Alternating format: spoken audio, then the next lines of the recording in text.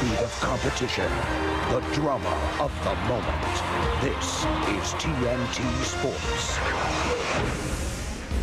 It is a 2.5-mile highway to history, paved by the past. Today, the faces of the future take a quick 5-mile ride that will set the starting field for a 400-mile, $8 million marathon. Everyone's getting ready to take a seat because it's time to qualify at Indianapolis.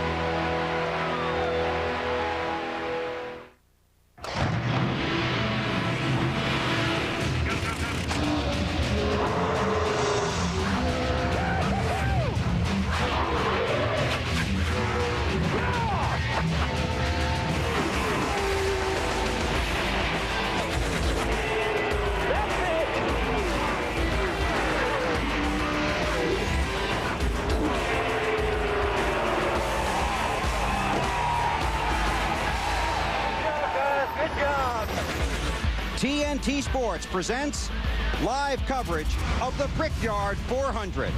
Today, it's Bud Pole qualifying for the NASCAR Nextel Cup Series. No track has a longer running marriage of history and horsepower than this track. The Indianapolis Motor Speedway sits on the corner of 16th and Georgetown in Speedway, Indiana, but it is known around the world. Racers, winners, and dreamers all respectfully refer to the track by the biggest name in motorsports, Indy. Here's Marty Snyder. Bill enjoying a moment of relaxation with Dale Earnhardt Jr. And I bet race fans were surprised this morning when they opened the paper and saw that he was 37th fastest in practice yesterday. So, first of all, you feeling all right, and was the car all right yesterday? Yeah, we were in race trim most of the practice. Just try to get as much information about the car as we could to be as good as we could on Sunday. We might have given up a little bit in qualifying for that, but I just want to be good in the race. And the car was pretty good. It's a brand new chassis, and just really trying to work all the bugs. We hadn't had it on the racetrack, and we want to make sure we're going to be right for Sunday. Health-wise, you okay? Yeah, just walking's still tough. That's it. You know, just in the car I'm fine, and we'll go the whole race this weekend with no problems. You do have the first draw today, first car out. Is that a big advantage? I don't know if it's really a big advantage. I mean, it'll be a little bit of a help, but the sun's working the track pretty good right now, so I don't know if it's going to help us as much as I thought. He told the crew it's like being the first person ever to bungee jump. You don't really know what to expect. Dave Burns. Marty, here at the Brickyard, Kurt Busch has qualified best of 6 in 3 attempts. Kurt, word on the street is that you might be able to put it on the pole today. What do you think? Well, we'll try. We'll give our Sharpie car the best effort it has. I brought it out first practice on Friday, and I tried a new polish on the right side. It's more than a brush. It was kind of a scrape. So the guys have done a great job piecing it back together. Just some crushed panels and some cosmetic stuff. But, you know, this is our Wrigley Field or Fenway. This is the most nostalgic track we run on, and I hope to give the team a pole today.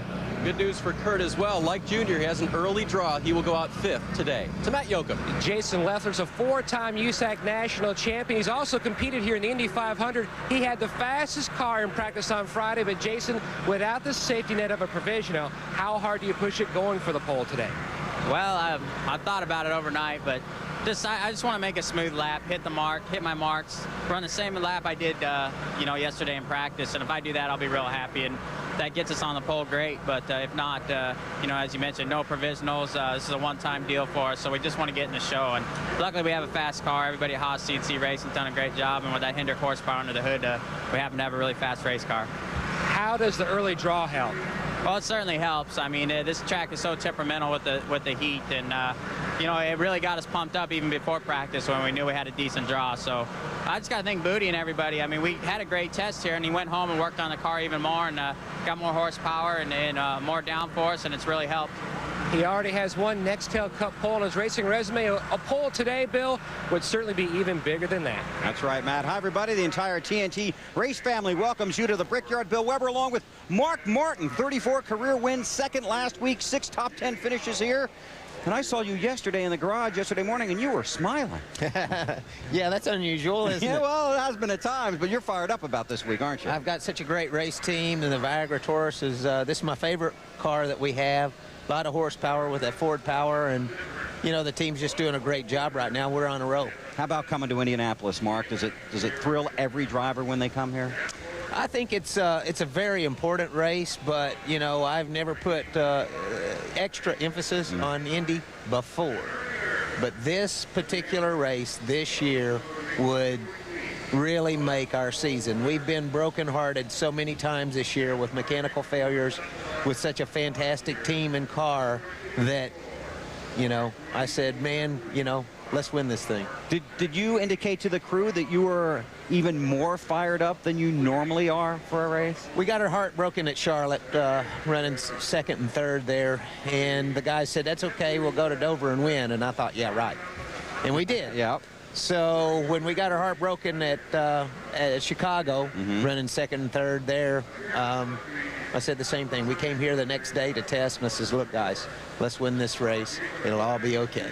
And you come off a really strong run last Sunday in Pocono. Yeah, we just have a great team. Pat Trice, Wally Brown, Todd Ziegler, and all the guys, you know, and we've got all the stuff to do it with. We got great engines, great cars, pit stops. All the pieces of the puzzle are really fitting well now and working, and you know, I'm enjoying that. To get in a race car and go out there and know that I have a shot at it feels good. Okay, you hang with us for a few minutes? You bet. All right, Mark rolls off 15th. A long line of drivers getting ready to qualify for the Brickyard 400. You're watching NASCAR on TNT.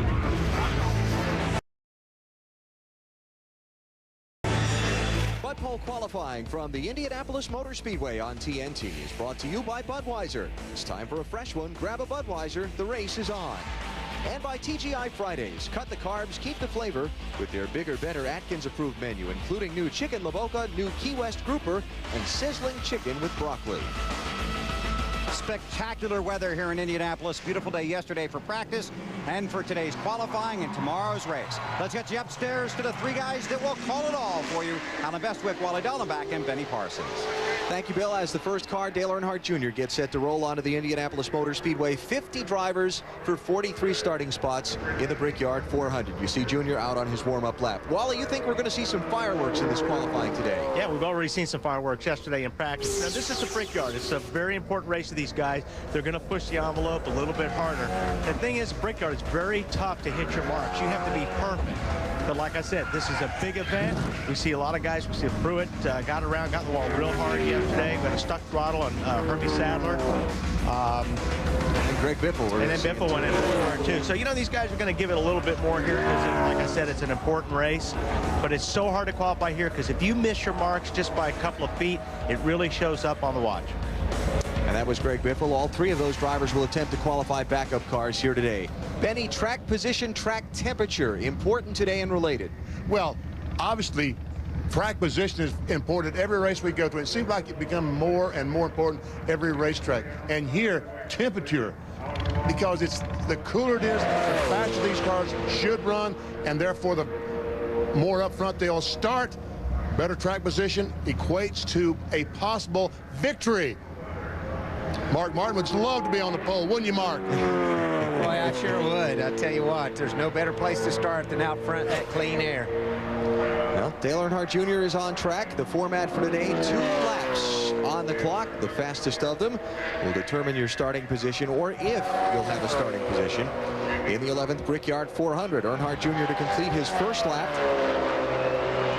We talked with him earlier. He was 37th fastest in practice, and he'll set the number everyone will have to try to beat. And he only broke the track record on his first lap. Wow. 4.968 miles an hour. And he did it. He did it. A new track record. 184.968 miles an hour. And he decides and one is enough. Pulling in. Part of the flavor of the Indianapolis Motor Speedway, Tom Carnegie, the longtime public address announcer here, and those 3 famous words people love to hear from Tom. New track record. The track record last year, 48.822, and Junior's almost 0.2 of a second faster than that. And I think we'll probably see cars even faster than Junior now. Well, what do you think about that, Mark? Track going to be a little faster today than maybe we were expecting?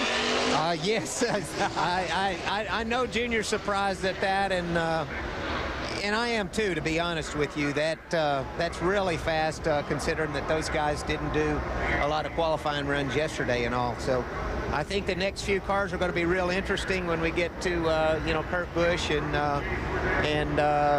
Jeff Burton and those guys, and really see how they fare against what they ran yesterday. But that was really fast. Now, you've qualified on the front row here twice.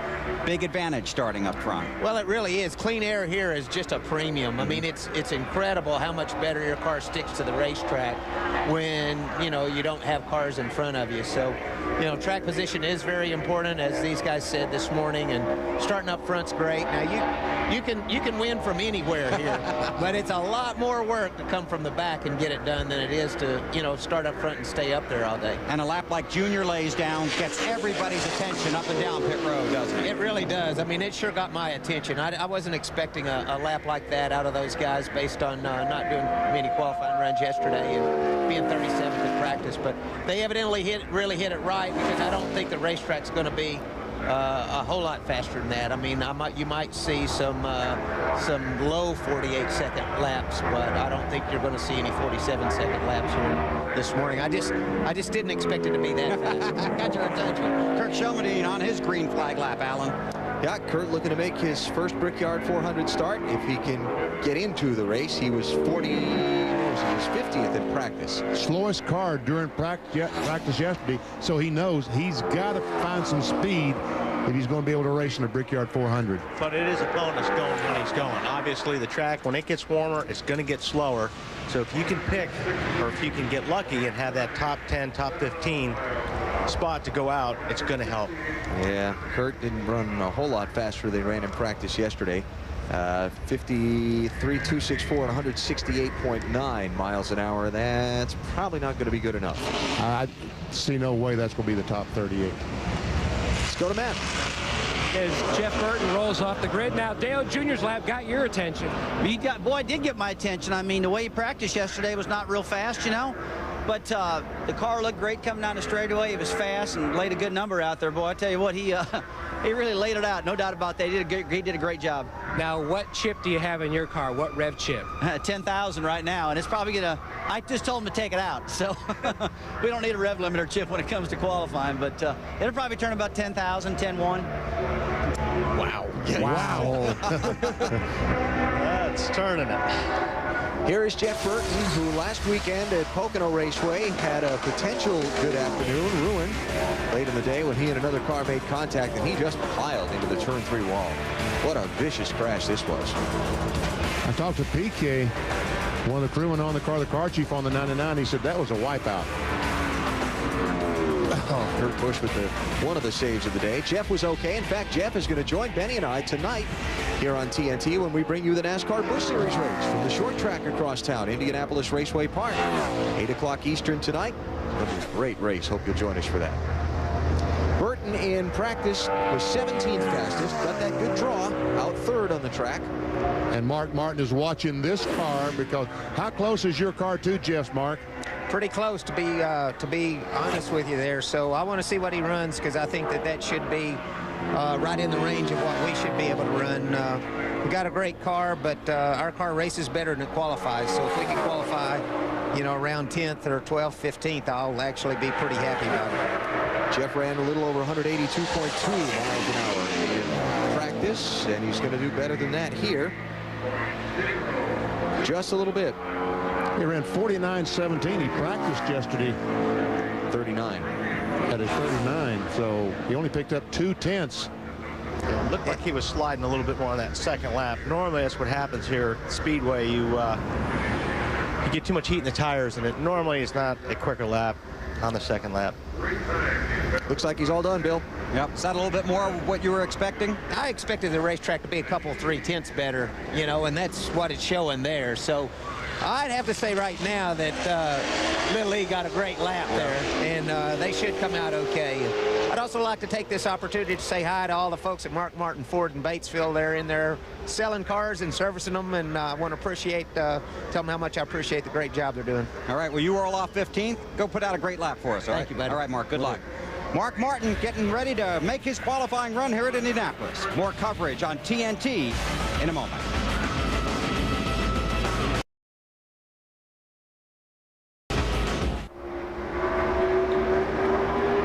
Qualifying just underway here at the Indianapolis Motor Speedway. 4 cars have qualified. The man atop the heat, Dale Earnhardt Jr. Everybody was surprised by that lap. Did you see that coming? I didn't expect to run that quick. We really we ran mostly race stuff and didn't have a good idea. The fastest we ran yesterday in qualifying trims was 50:17, so that's the second and 3/4 faster.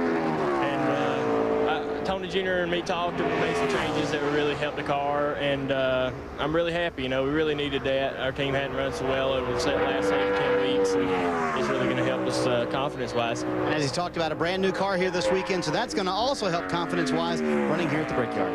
All right, not here. This is the car he's got to get past, because Kurt Busch, a lot of guys in the garage area think he could be the pole sitter. Kurt qualified 6th for the Brickyard 400. A year ago, his best start in this race. In practice, he was 12th quickest. All right. And the time says? Time says no. Not quite. Yeah, not even really close. No, he wasn't even close. 49.043. And just perspective on not even close. Dale Earnhardt Jr. was a 48.6. Yeah. 0.4 of a second is pretty big. And, you know, we're noticing a lot of these guys are completely taped up. So I don't know if we're going to see a second lap, because they're pushing water out the first lap. So I think everybody's going for it the first lap. They're not giving up anything because they don't feel like they can give up anything at all. And if they take one little piece of tape off, it's going to slow the car down. That's right.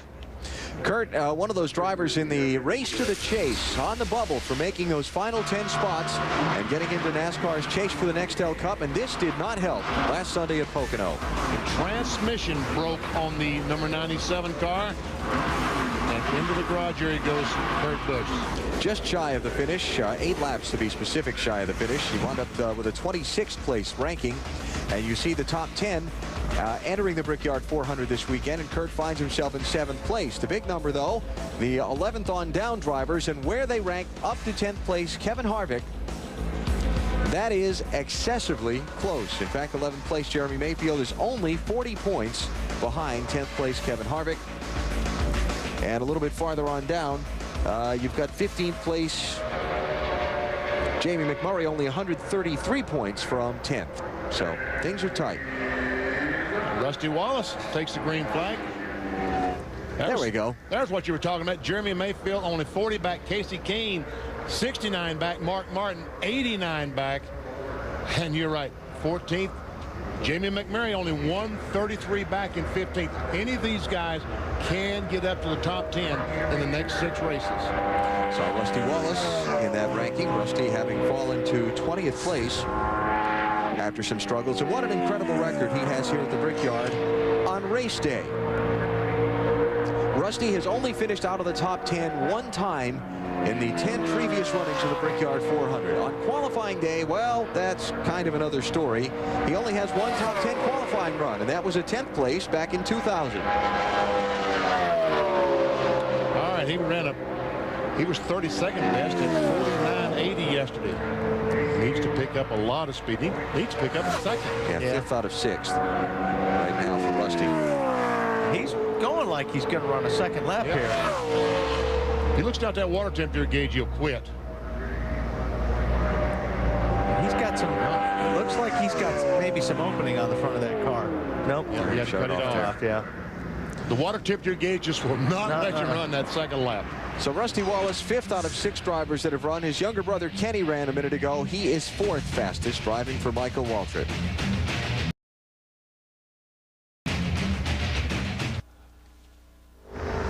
Tonight on TNT at 8 Eastern Time, NASCAR Busch Series racing from Indianapolis with Indianapolis Raceway Park across town.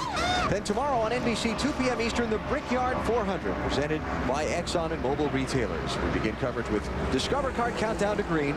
Racing tonight and tomorrow from here in Indianapolis. Hope you'll join us. And it's Bud Pole qualifying to set the starting field for the Brickyard 400. And Ward was 25th best yesterday in practice. His teammate, Jason Leffler, had the quickest time. But you know, Wally, when Earnhardt Jr. set that lap, that 48.65, we thought that everyone was going to be down in the 48-second bracket, but no one is picking up at 2 or 3 tenths of a second. It looks like Jr. was just an exceptional lap. Yeah, I'm very surprised. I really thought these guys right here, 5th, 6th, 7th, 8th, would really be turning the quickest times of the day.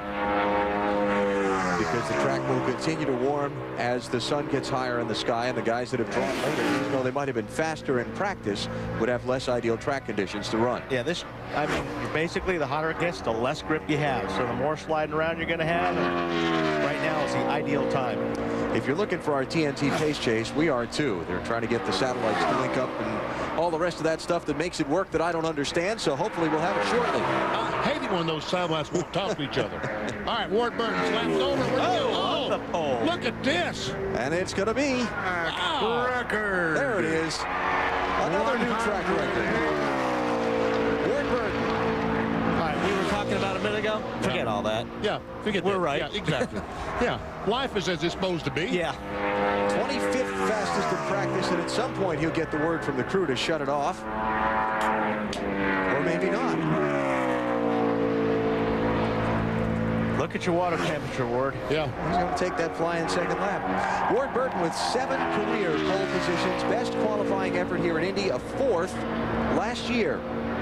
Sometimes, I mean, on your second lap, if you feel like you've nailed turn 1 and turn 2, go for it.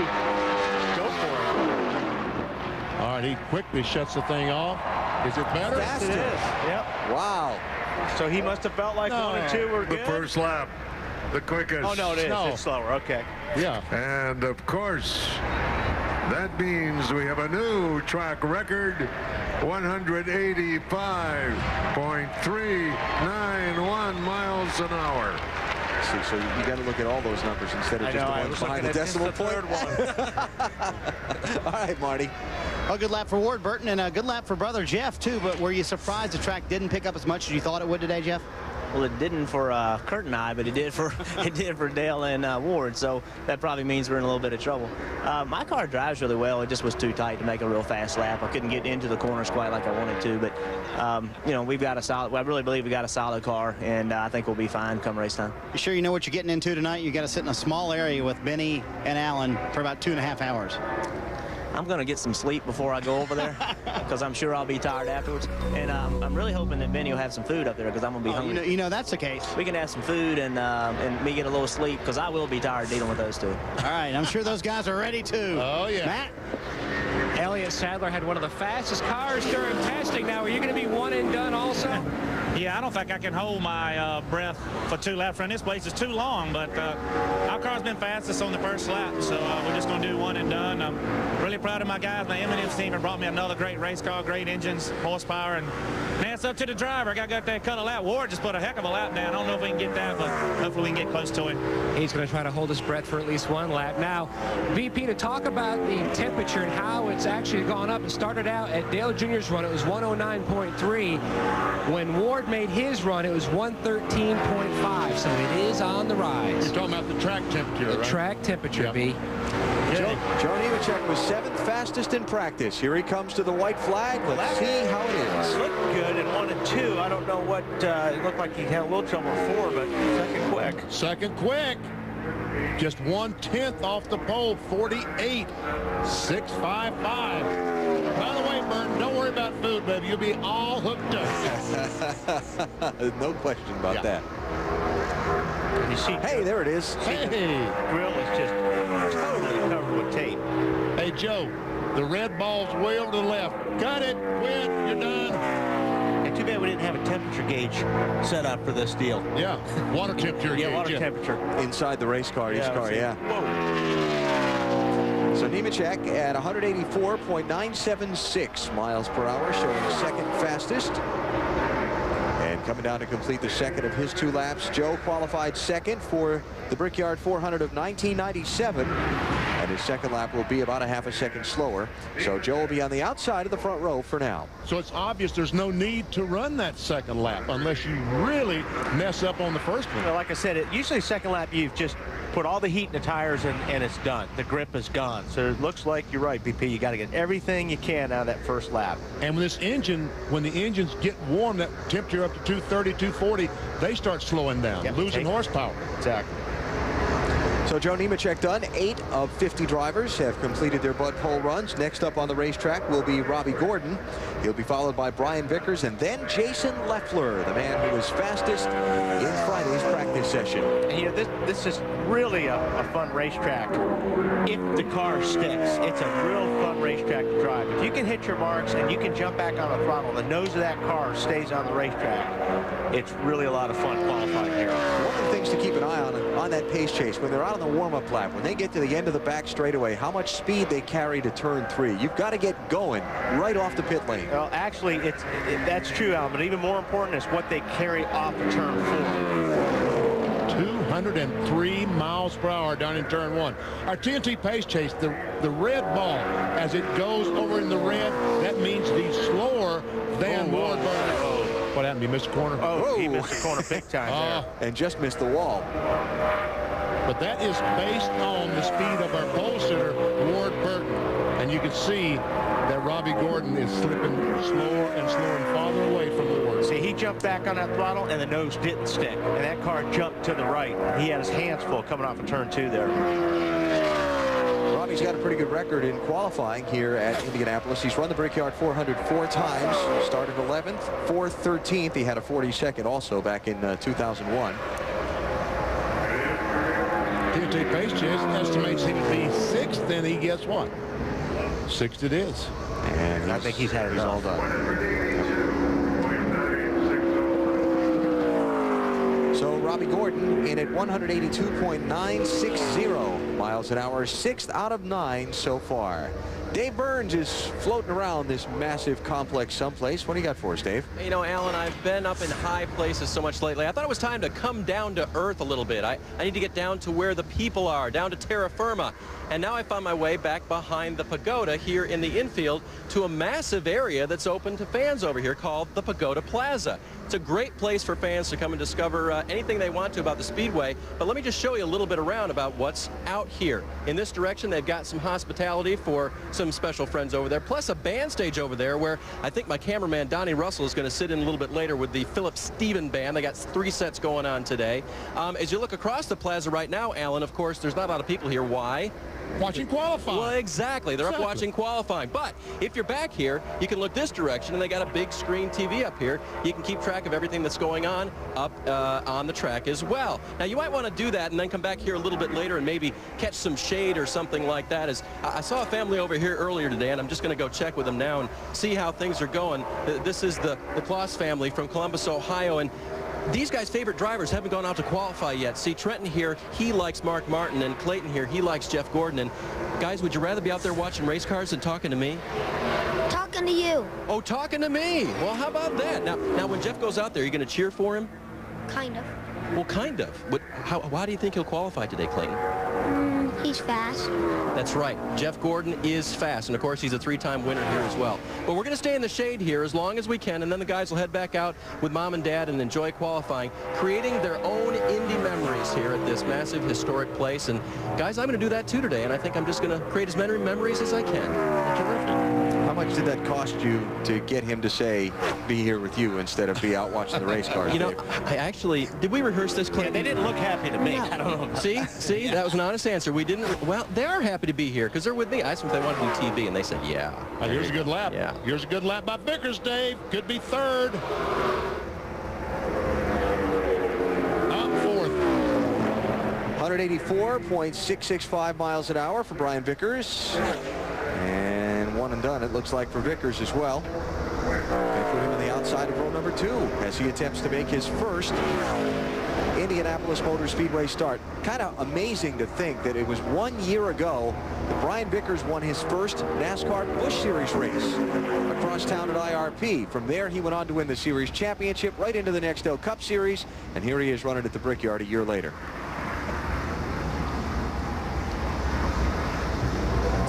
Robbie Gordon, we were talking about his car and misbehaving and almost got a piece of the wall. See the car right there. When he jumped back on the throttle, the car just jumped up the racetrack. And you have your hands full coming off of turn 2 if the car slides any. And that car looked like it went about a half a lane up the track. And sometimes a half a lane does mean concrete. This time he was able to keep it off the concrete, but just barely. So he keeps all the fenders square on it for now. And let's hear from the man who leads qualifying, Marty. Yeah, a great lap for Ward Burton. Did you expect that good of a lap, Ward? Really wasn't sure. All the guys in that Zero team had really gotten their heads together and made some strategic changes. And it was all around the shock package. And the car really handled a lot better on entry. Under throttle was a lot better. Got a little tight off of 4, so if we get beat, it's going to get beat because they don't get us tight off of 4. That's why we left some on the tail. But, you know, the good run for us, good effort for us, and we constantly keep making some improvements, so happy about that, too. Your teammate Jason Leffler was fastest in practice yesterday. Has it helped to have him a teammate around this weekend? It always helps. You know, the more input you get and having a teammate that close to us, we get all the info. Obviously, we're sharing info with Hendricks, too, but their priority is their 4, and then we come after that. But, you know, having Jason here and having Booty here and having other ideas to bounce things off does nothing but help. You just, the main thing you have to do is you have an open mind and not be threatened by other people's suggestions and use that technical assistance to your best abilities, and that's what makes your car run fast. I believe Jason's on the track right now, Alan. Is that correct? He has just finished his lap, and after being fastest in practice yesterday, he's going to be disappointed with this one. Whoa. Well, I'll tell you what hurt him. Oh, look out. Don't it. What hurt him on that first lap was turn 1. He missed his mark in turn 1, and he really missed it in the second lap. But that's what hurt his time. And he was just 9th best. Here's a car that was the fastest car by far in practice yesterday. Only 9th best, has only beat 2 cars. And remember when we talked with Jason earlier, this team only running the one-off races, no provisional to fall back on. He's got to be in the top 38 on time. And that might have slowed him down just a little bit. Matt? Well, BP, we've caught up with Tony Stewart, a former pole sitter here, both in the Indy 500 and the Brickyard 400. So, Smoke, what about your chances for another pole here today? I have no idea, to be honest. You know, we only did one real bonsai run yesterday with the Home Depot Monte Carlo, but you know, obviously the speeds are faster today, so it's just a matter of, you know, how fast will it go. Obviously, I wish I could predict a little better than that, but it's hard to say. You told me last year before this race you felt like you almost put too much pressure on trying to win here. You changed your approach last year. You're using the same approach, and what is it? I told Zippy yesterday when I got in the car that the approach this year is just we're taking the attitude that no matter what happens, we're going to have fun, and it's worked really well. You know, Thursday I went out to IRP, and Jay Drake won in our Silver Crown car, and went to Eldora last night and watched Danny the Dude Lasowski run our wing sprint car at Eldora. So we've been having a blast so far. It's been a really good trip. Now, I understand AJ Foyt, your childhood hero, is looking for you. Something about a restaurant bill or 2 or 3 that's been charged to his room over at Speedway Motel? I have no idea what you're talking about. Okay. More details forthcoming, maybe? Here's Jeff Green in the Petty Enterprises 43. And he was pretty good in practice yesterday, Alan. He was 11th best. Looking to make his 6th start in the Brickyard 400. Watching our TNT pace chase, so far he would be 5th best out of the 12 cars that have taken time. Oh, 4th. Good looking lap. Season's been kind of a struggle for this team, so a good qualifying run here in Indianapolis would be great for them. Yeah, if he can get that car down, he's gotten that car right to the rumble strips there in the corner, and that's where you want to be, especially getting off the corner. You want to be right on the bottom. His car looked real good. Say what good lap. 5th best. 183.557 miles an hour for Jeff Green.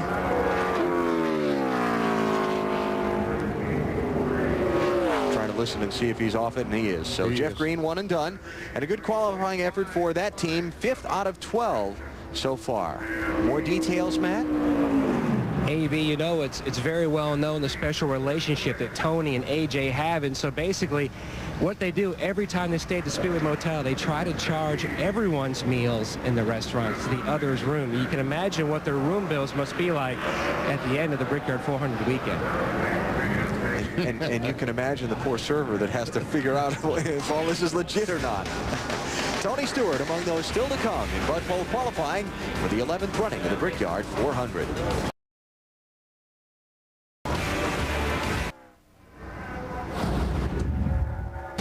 Guide raves, it's Alias meets 24. A fast-paced thriller that's the best summer drama on television. Julian Margulies, Dylan McDermott, The Grid. Don't miss your last chance to see it. Monday at 9, only on TNT. Terry Labonte is the next driver out in Bud Pole qualifying at the Indianapolis Motor Speedway on TNT. Texas Terry looking to make his 10th start in the Brickyard 400, best qualifying here in 8th place back in 1998. He'll need to pick it up from where he was in practice. Oh, he struggled in practice, but right now he's 8th best out of the 12 cars that have taken the time. 7th, he's picking up speed. Oops, lost one. Terry making his 800th NASCAR Next Cup Series start a couple of weeks ago in New Hampshire. Of course, remember that Indianapolis here, he missed one of these Brickyard 400s. That long consecutive start streak came to an end back in 2000 when he had suffered the concussion and had to sit out the race. And let's see, he will finish up on his qualifying lap in the... Looks like 9th spot, VP. Okay.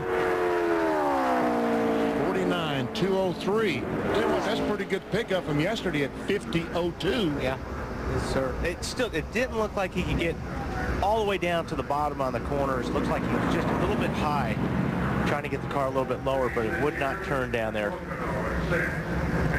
Different look to Terry's car here this weekend. But Terry safely inside the window, it looks like, for the 38-car cutoff point. Joe Nemechek, 2nd right now.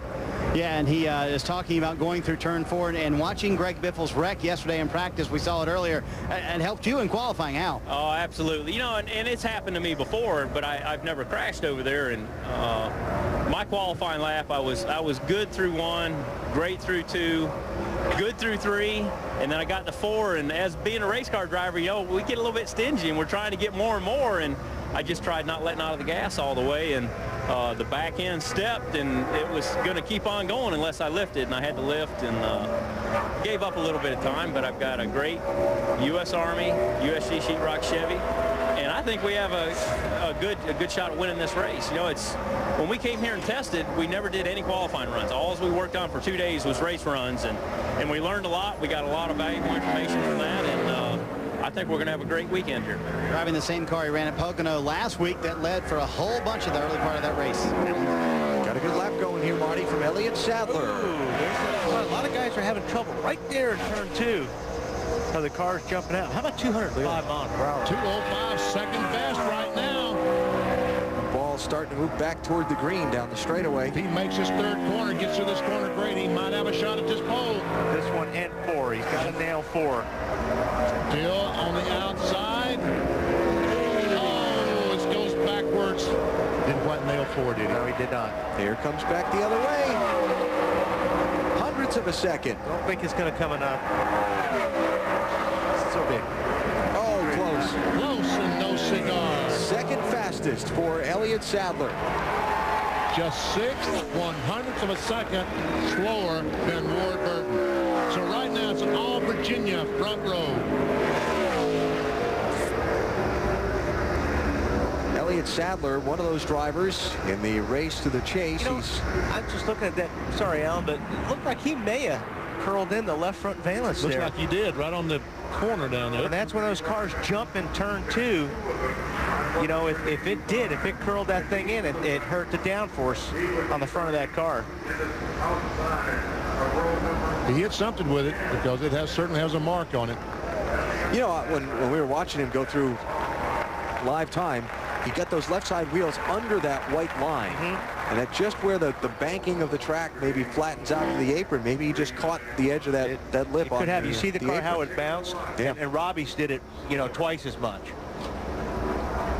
But still a good lap for Elliott Sadler. I was just starting to say he's one of those drivers. He's 6th in the championship standings, but he's only 102 points ahead of 11th.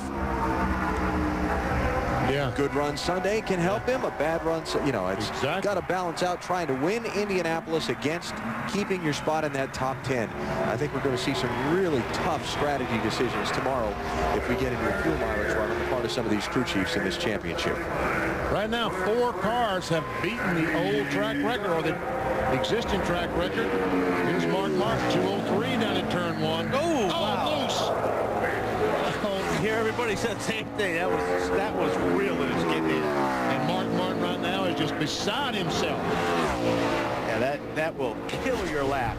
Because he realizes his up front starting spot has gone away. Now he's got to hope he can get a chance at running a second lap. Yeah. And if the engine temperature will let him. Remember, you can't change engines in NASCAR Nextel Cup racing. You have to run one engine for the entire weekend, or you have to start at the back of the pack. That thing is awfully loose in. I tell you what, he killed that third corner, though. I mean, he got through that corner so well. Salvaged the lap, that's He might have salvaged the lap with that 3 and 4.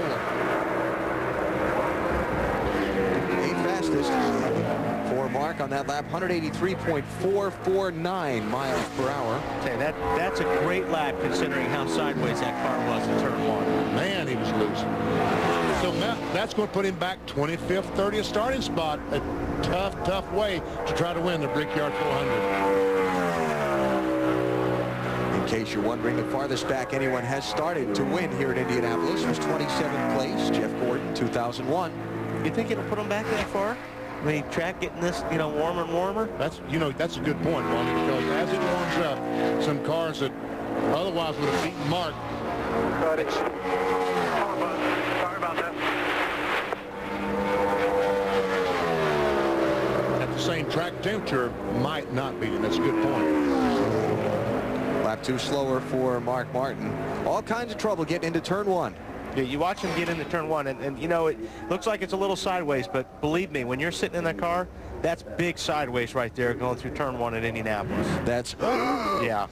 And we saw it 203 miles per hour, just a few hundredths of a second before that slip. So 8th out of 15 for Mark Martin, Bill. Yeah, you think that shows how much he really wanted it, Wally? Yeah, well, like I said, Bill, you know, these guys are going to push it a little bit more here today because, like I said, this is the Brickyard, and I really think that these guys will push the envelope just a little bit more, and right there, Mark Martin, I believe, did. So Mark, 8th out of 15. Everybody's chasing Ward Burton to this point in Bud Pole qualifying at Indy.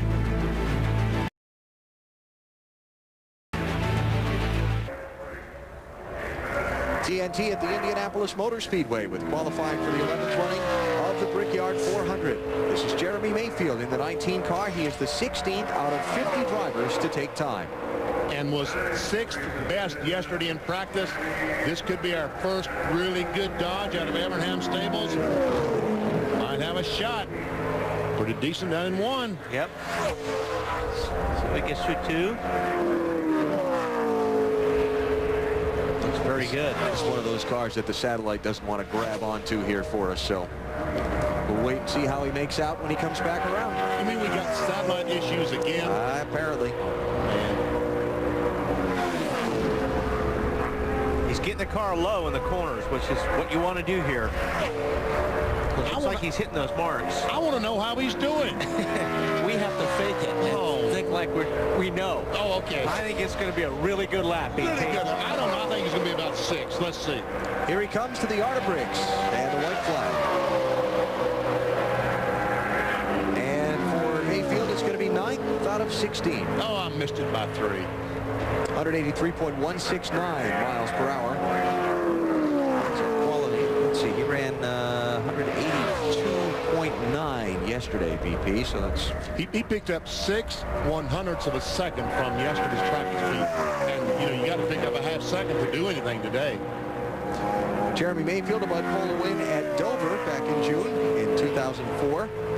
Qualified 10th for this race a year ago. His best Brickyard 400 qualifying run, 8th, 1995. You know, the fact that he's running a second lap, Wally, tells me that he felt like he left something on the table the first lap. He could better that first lap. Yeah, I think so. I think Ed Pluck's team is telling him with the lap and probably disappointed, trying to get a little bit more out of it. And he did. 6th best. I said he was going to be 6th, and he is. 49.02. Very nice, Professor. What a guess that was. 183.5, 7.6 miles an hour. Mayfield 6th out of 16. Marty? Elliott Sadler talked about holding his breath. Let's see if the hand has stopped shaking yet. And that is genuine fright there, isn't it? It's so fun to qualify these cars at places like this. And you got so much adrenaline. We're here at the Brickyard. I knew I had a fast race car. My M&M's guys did a great job. And Doug Yates gave me, God, an awesome, hey, guys, a motor shop, awesome motor. And it's just, it's pretty fun to drive a car like that. That's why I'm shaking. I'm sorry. Looked like you just barely clipped the apron going into 2. I did, Marty. Yesterday I was a little tight in those areas, so I wanted to make sure I turned in there early enough to give me plenty of room and just clip the apron a little bit. That might have cost us. That's what I was telling Todd. I was probably being more safe than anything. Might have cost us the pole, but we can see them. The M&M's Ford Taurus will be near the front of the field, and we got a lot of great people from Ray Bestis and City Financial here this weekend cheering us on, and we just want to do a good job. This is a big, big race for us. No points. We want to kiss those bricks, and that's what it's all going to be about this weekend. Ray Evernham, last year you kept chasing that money cloud. You don't have any clouds today, but your 19 car currently 6th fastest. Pretty pleased? Yeah, I wish we could have gone a little bit faster than that, but Jeremy will be good in race trim. Don't know where that's going to be. But without the money cloud, the track temperature will go up. So as we get further back in the field, it's going to be harder and harder for the guys to run fast. So hopefully that'll get them a starting spot somewhere in the top 15. Well, Casey, now your teammate is currently 6th fastest, but how intimidating is this place to come here for the first time? It's definitely a little intimidating. I mean, with all the people both sides of the grandstands and just always wanting to race at Indianapolis Motor Speedway. It's pretty exciting to be here and can't wait to get out here and get to qualify. What's it like to come out of turn 4 and you see all the crowds on both sides? Well, I haven't really been able to see too many crowds yet, but, you know, I think come Sunday it's going to be pretty cool under the parade laps, and once you get racing, you probably won't see them too much. The 20-car Tony Stewart on the racetrack with his attempt. He said he was trying to have fun all weekend. He's not having fun right now. You know, you could see that the racetrack is losing grip. The last 3 or 4 cars that have been out have just been having trouble. They're just sliding around this racetrack. And Matt, you're going to have to find Tony and remind him he's here to have fun, because when he sees his qualifying run, he's going to be awfully disappointed. First lap, 14th best. This lap doesn't appear to be that much better. Different paint scheme on the 20 car this weekend. 25th anniversary of Home Depot, coinciding with Tony Stewart's 25th anniversary of the beginning of his racing career. And his second lap was a little bit slower, so his first lap is the one. 14th out of 17 for Tony Stewart at a little bit better than 182 miles an hour. Your turn, Bill. Thanks. Down here with Jimmy McMurray. You came in here last year and finished 3rd or something, didn't you? Yeah, had a really good car here, and I went to a Haviland dinner last night, and we all talked about this was probably one of our best shots to win a race last year, and had a caution with, I don't know, like 10 laps to go or 15 laps to go, and got caught up behind Dave Blaney, and a couple guys got by me and ended up finishing 3rd. Well, the track temperature's gone up to 116. They're talking about losing grip, and they're talking about having to pick up half a second. Are you getting more anxious or more nervous sitting up here watching this? Well, I have a black driving suit, and the longer you stand out there, the hotter you get. I see. And so, yeah, you definitely know this place loses grip. And we tested here when you can go out like at 9 or 10 in the morning. It's just so fast. And you know, the later in the day, the more grip you lose, and the worse your car feels. So our car was really good yesterday in practice. I think we were 5th overall. Tested here and had an incredible test in race trim. Never even made a qualifying run. So if we can just get in the top 15, top 20, we'll be really good for the race. Watching Matt Kenseth on the track making his qualifying run here for the Brickyard 400. Can you learn something watching these guys before you go out, Jamie? Well, you know, it's weird because, and I've heard Michael say this on trackside, when you think you're really low, or where you think you're on the white line, sometimes you're not. Then you watch other guys and you think, man, they're incredibly low. So it's really hard to translate from this to being in the race car. But for me, when I get in the car, 2 or 3 cars before I go out, I close my eyes and I run a couple of laps in my head and just tell myself myself what I want to do and what I need to do, and sometimes it works and sometimes it doesn't. Okay, Alan, let's see how Matt's going to fall into this thing. Well, Pace Chase says not too good. 16th right now is what Pace Chase says. Maybe that satellite's lying to us. Well, 15th, let's see. Did the satellite lie to us or not? 16th, BG. 16th. Told the truth. 181.792 miles an hour, and that's 16 out of 18 for Matt Kenseth, the runner-up in the Brickyard 400 a year ago. Right now, off of 2, he was better. He is better. 204 mile per hour down into turn 1, so that was, you know, but you put more heat in the tires and the touch feels when you get down the other end. Turn 3 and turn 4, will it stick? All right, right now the computer says he would be 13th, 14th. It's going the wrong way. Can you make 2 laps out there, Jamie, or do you have to get it done the first time? No, our car, we've got so much rebound in the front shocks that really by the time you get to turn 4 on your first time lap, our car's done. So unless I just really screw up the first lap, I'll be done up to the first. Well, he 14th. picked up a couple of spots. He goes up to 14th. 182.537 for Matt Kenseth, who will make his 5th start in the Brickyard 400 on Sunday afternoon. Ward Burton is fastest in Bud Pole qualifying. 18 of 50 drivers have run.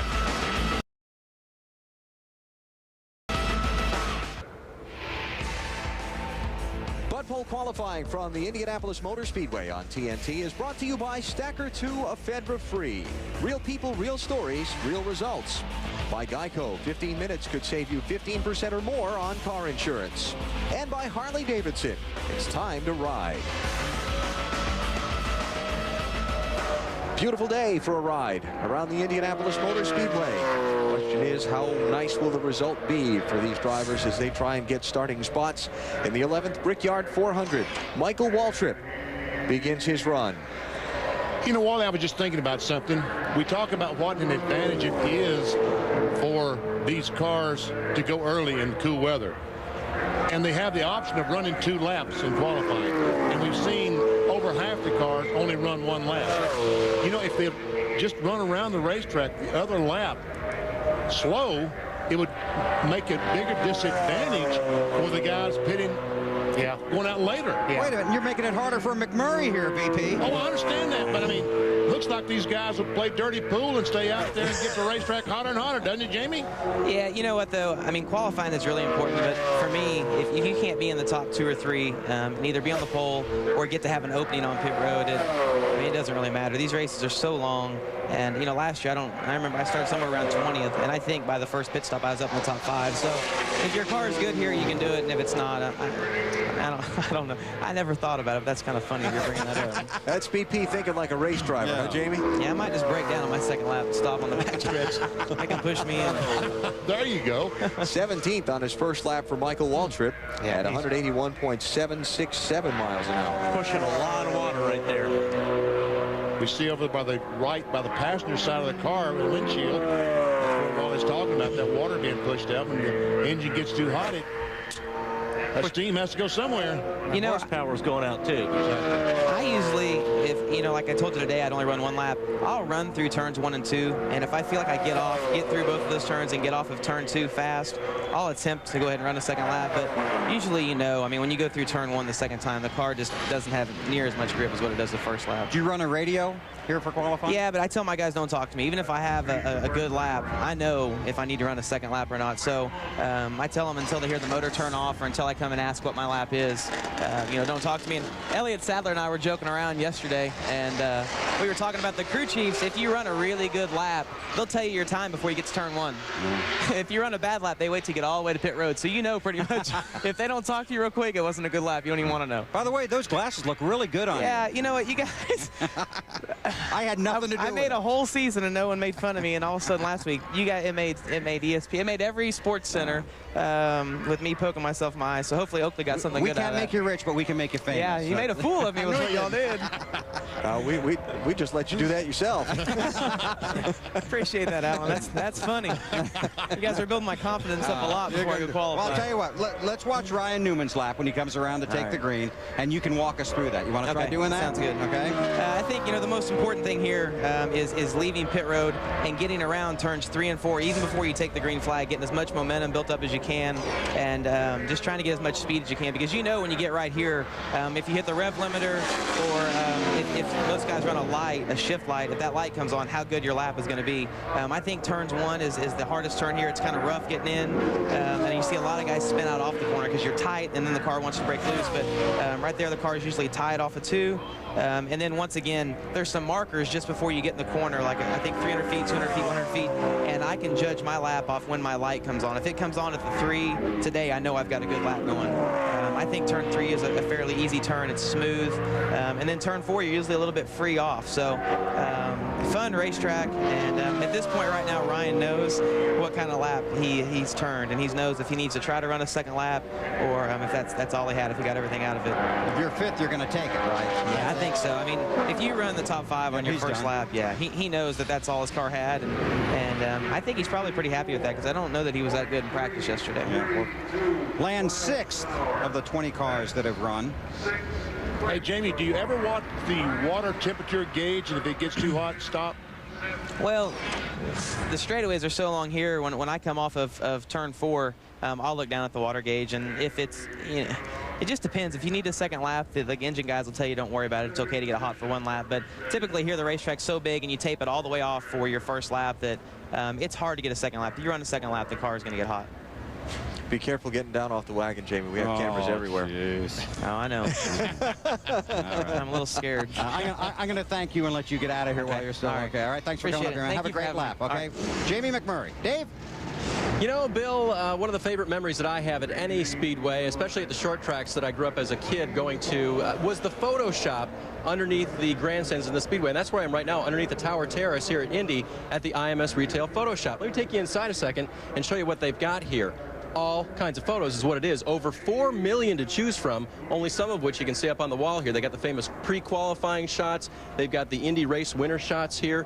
And all along the walls here, they have examples of what you can buy straight off the shelf. But if you need to find a photo of something historic, you go to the guys at the Archivist and you say, can you find me a shot of Wally Dallenbach Sr. back in 1975? Wally, remember that car? Yes, I do. That was a great race car. Which was your favorite of your dad's cars? Right, that one right there. Okay. That was 75, wasn't it? Yep. Should have won that year. 76 the next year. That's a Wildcat. Basically, all these cars, they can look it up for you. And that's all you've got to do is come down here and talk to them. And you can basically get any price point you want to meet. They'll make anything from a 3x5 up to a 4-foot by 7-foot. And if you can't afford that, well, there's always something available in a little bit of a rack that might be a little bit less expensive that you can afford. Free. Yeah, exactly. So what I'm saying is basically anything you need in the way of photos here at the IMS Retail Shop, they can do. Now, back in your dad's day, Wally, there's a guy here named Ron McQueenie who became then the director of photography here. You guys take so many photos. Do you ever get tired of it? Never. There's always a photograph out there to be shot. And how many? Now, Wally raced in the Brickyard 6 times. Wally Jr. How hard is it to find him in the archives? Oh, just look over there in the free pictures. That's the easiest place. How many people do you have on staff running around taking pictures on a given Brickyard weekend? On a given Brickyard, we have 35 photographers. We have darkroom and sales help. We also have people doing the digital photography in the office. A lot going on down here in the IMS Retail Shop. Guys, I don't know if you collected the photos, but I had books of them when I was a kid. And here at the Speedway, great memories getting photos of basically anybody you want, including Wally, if you'll just ask. There are some great photos down there. And the great thing about this place is when the Indy cars in the early 60s, 70s, they had all different kinds of cars. It wasn't just, one rule and they all looked the same. They had all different kinds of cars, so it was neat. There you go. We didn't really need that. Look at the hair. Very nice. There it is up the top. I figured I better beat him to it because I knew it was coming. Please take these off our hands. Well, we saw Greg Biffle on the racetrack in the 16 car. That was the first laps that he made on with that car after the crash yesterday. He ended up 20th out of the 21 cars that qualified. Time for Dale Jarrett to make his Brickyard 400 qualifying attempt. Of course, Dale has had a great deal of success in this race. Two-time winner in its 10 previous runnings. Turning into victory lane and taking that very unique trophy, and then a couple of years later repeating the scene, driving down the front straightaway surrounded by these thousands of fans and doing something you can't get away with these days. You can't get up on the roof of the car anymore in victory lane. I noticed that. DJ in practice 19th fastest, and he is the 22nd of 50 drivers to make a qualifying run. Dale's wins in 96 and 99. He started 24th in 96 and 4th in 99. His best Brickyard 400 qualifying effort, a second place in 1998. What, those cars are not short of straightaway speed, BP. No, they aren't. 205 miles per hour. But we see that he's struggling to get some speed around the racetrack. Looked a little bit like it could have been a little bit loose getting into one. Just 12th, 11th. TNT pace chase. Dale Jarrett had his worst Indy starting effort last year when he qualified in 34th position. Remember, he was involved in that tough accident on pit road in the opening laps of the race, lap 36. And wound up finishing back in 39th place. Pretty good turn 3 and 4. I tell you what, he picked up the speed. He picked up 3 or 4 spots by making a really good 3 and 4. I think he lost it all in turn 1 on that first lap. Going to wind up 11th on that first lap, 183.169 miles per hour. And it looks like he's one and done.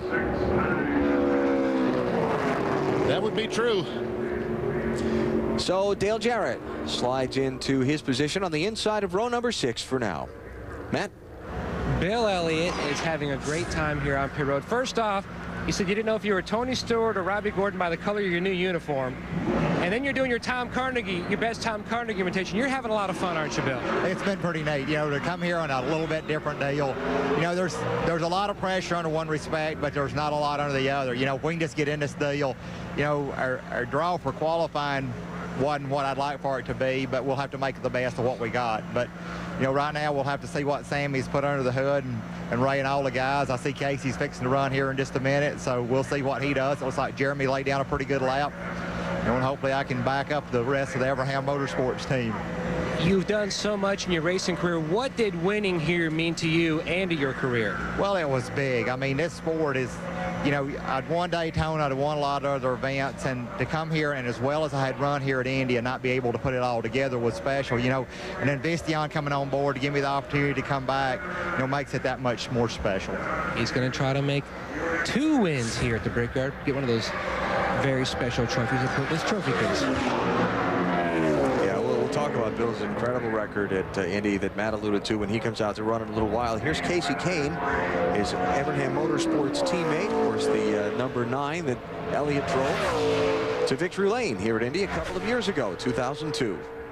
Not the same car, the same number, same team. Yes. Right now, Casey Kane on track to be the 6th best car, 7th. Once again, it looks like most of these guys are losing it in turns 1 and 2. Yeah. But I'll tell you what, that's a pretty good lap. Yeah. 4 poles this season for Casey Kane in his rookie campaign on the NASCAR Nextel Cup Series. Doesn't look like number 5 is going to be today. Let's see what kind of an outcome he gets here. Survey says that Casey Kane will be 7th. After that first lap. Now he got through 1 and 2 a little bit better that time. But can he complete that second lap? 4th, 5th, 4th, 5th. Like he's going to try. He knows he left something on the table down in turn 1 and 2. Move to the right to try and get all the room he could going into the corner, but he gave that wall a scare with the right side of the car. I tell you what, I'm just impressed with how close that he and Jason Leffler got to turns 1 and 3 walls as they make their entry into the corner. They pick it up on the second lap. They might have. Just a couple of thousandths off from the first lap. So it'll be 7th out of 23 for Casey Kane as Bud Pole qualifying comes to you from Indianapolis.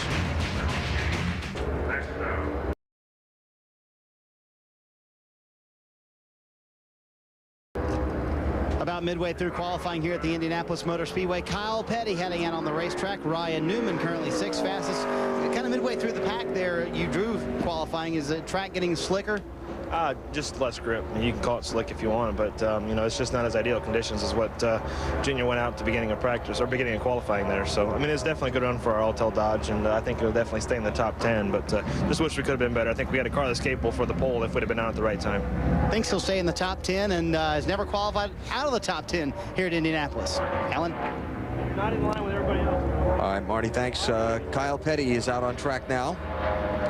The 24th driver of 50 to go on the clocks.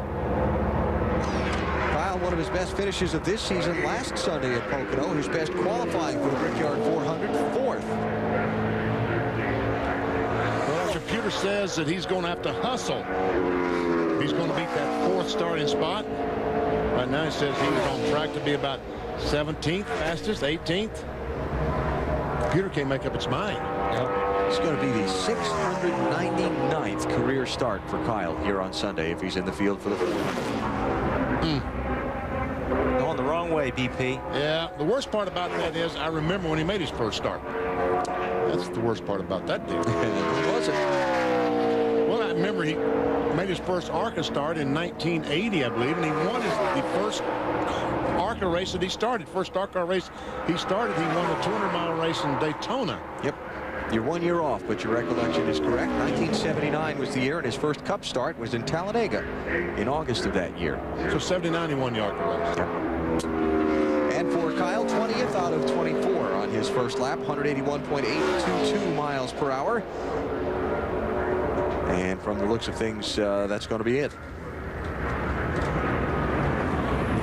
So Kyle will come in after putting his car into the outside of row number 10 for now. Where are you, Dave? I'm down in Gasoline Alley, Alan, creating more memories down here with my friends who are standing here as far as they can go without a hot pit pass to try to get the car. You see me down here, Alan? You got us? Gotcha. There goes Casey Kane's car right now. Every time a car comes through here, these guys all do what? Yeah, exactly. And they're lined up in every direction here, getting a glimpse of drivers and cars as they come through. You know, they even cheer the guys in the crew sometimes, don't you? Yeah! See, that's Kyle Petty's crew. All right. This is a great way to be fan-friendly, and the Speedway's been open like this for so long. The security guys help them come back and forth and help them stay out of the way, but pretty much this is a great place to watch and get a close glimpse of the cars and the drivers and the crews as they come back from their qualifying lap and push back to the garage. And I think I'm lost in the mix, Alan. I think you're about to get run over if you don't step aside. This is just a great atmosphere here at Indianapolis, and the fans, you know, there are great fans at every NASCAR racetrack you go to, but just they're so enthusiastic here, and this whole city just wraps itself around these races. It really is unbelievable how the city just opens their arms and welcomes all these racing fans. And I tell you what, pole position might be opening. Whoops. Yes, I thought this guy, there's the ball. A little bit of a wiggle down in one, but last week on the pole at Pocono, very similar racetracks. This is a guy that's got a shot, Casey Mears. He was second fastest in practice. Of course, the Mears family racing name synonymous with this racetrack. Uncle Rick won a quartet of the Indy 500s. I think. All right, here we go. Green. TNT Pace Chase says right now Casey Mears is the man. So if Mears sets a new track record, you think there'll be a little noise from the crowd? Yes. I don't think he lifted in turn 4. If he did, he didn't lift much. Let's listen.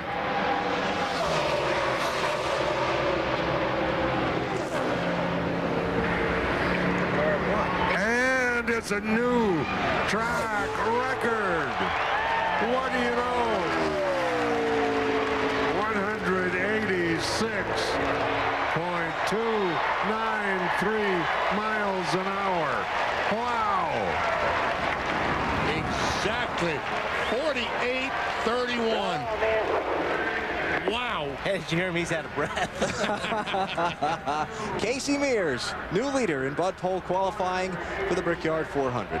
Bill? Hey, Weber, what did your guests think about that? Well, the head cheerleader is this guy. You were clapping for him there. Well, Casey's a friend of mine. I know how much that means to him, and those guys are on top of their game right now over at Ganassi. They showed it last week at Pocono, and for this time of day, that is extremely impressive. Yeah, no pressure now, right, to go out there and beat that. No, that pretty much takes all the pressure off of me.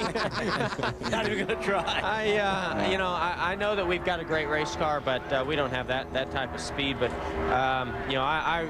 we've struggled qualifying here the last few years, and we really wanted to come here and step up our qualifying program we have. And I feel like we've got a shot at the top 10, and we're certainly going to drive into turn 1 like we're going for the pole and see if it sticks. This is just another race too, isn't it? Indianapolis, the Brickyard, you know. It's never just another race when you come to this place. It's so special, and coming through that tunnel, you see that museum, and you drive in here and you know that this place is just awesome, and it feels the same way every year.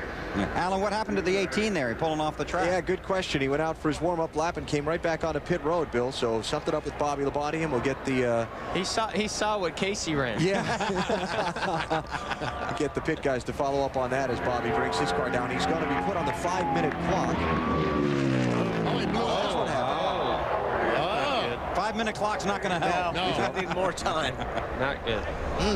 Boy, your team worked so hard to get you here, Jeff, and then something like that happens. Just that is heartbreaking. Very, very frustrating. And those guys have really been working on getting their chemistry and everything back since Fatback is no longer there, and they had a great run going to Pocono last week. So, and I know how much Indy means to Bobby too. So very disappointing. What does it mean to you, though? As a kid coming here, I can remember the first time I came to Indiana, and it was really for quarter midget racing at the time. The Stanley family who built my quarter midgets were in Brownsburg, and then we came here for the 500, and I just remember going around in that bus and seeing the names of the guys who were pitting there. This was actually after the race, but it's a very, very special place. I always dreamed about someday racing here, but I always thought it'd be in an Indy car if it happened, and of course racing IRP. And I used to drive in and out of here when I was in high school to get oil and fuel for our sprint car and midgets and all that. There were sponsors here that helped us out, people that helped us out. So I used to come in and out of here all the time. And back then, you almost came in and out like it was nothing, like it wasn't even a racetrack. But there was just always something special about it, and I always wanted to be able to get out there on that racetrack in a race car. Well, let me show you what happens when you get out there in a race car at the Brickyard 400. Take a look at this. You remember these moments? Yeah, that was one I don't think I'll ever forget. 10 years ago. Look at that kid. And a little slower here, but it still means the same. Yes, it does. Yes, it does. Doesn't matter how you get there. And then a third win. Now, you didn't kiss the bricks. Oh, man, I made out with the bricks. But I'll do it again on Sunday, too. But you didn't kiss them the first time, did you? You know what? They had a different deal then. They put you in a car and drove you around the racetrack and whisked you off to Disney World, I think, or something like that afterwards. But, that first year, it was such a blur to me because I was so in awe of the fact that we just accomplished what we accomplished, and honestly, I need to go back and watch some more of those videos, because when it all happened, I was so in disbelief that it just happened, that the whole time I was sitting there going around waving to the fans going, I can't believe this, I can't believe this. I think that's probably what Casey Mears is thinking right now. I can't believe this. Let's find out. Well, Amir's on the pole in Indianapolis. That sounds a little familiar, doesn't it, Bill? But great run for you, Casey. Did you lift in 4? Well, he said it didn't look like you did. Not much. I just cracked it just enough to get the nose pointed. And, one heck of a lap. I just want to thank all these guys for working so hard throughout this season and even last year. And, looks like we're getting rewarded with some good results. And I just hope it holds up. It's a darn good time, but you never know what some of these guys are going to do. It's the top form of motorsports in the United States right now. So got a lot of good guys to go yet. But, man, I'm happy with that. That is an awesome lap. And car felt great. And, couldn't ask for anything more. If they can beat that, they can have it. First career pole last week. Could be a second career pole in back-to-back weeks. Dave? Well, and standing by with Bobby Labonte, as we were standing there with the fans in Gasoline Alley, the reality show played out in front of us. Your engine blowing, Bobby. What happened? I just something happened in the bottom end, looked like broke the rod or a piston or wrist pin or something like that. Came out the bottom end. I was in the throttle off 4, and luckily enough to get on pit road, get out of the way. They will make the show on points, but not the way they wanted to, guys. All right, Dave, thanks a lot. Bad moment for Bobby Labonte. His team will go to work and get him prepared for the Brickyard 400. Casey Mears on the provisional pole at the Brickyard 400. You're watching NASCAR on TNT.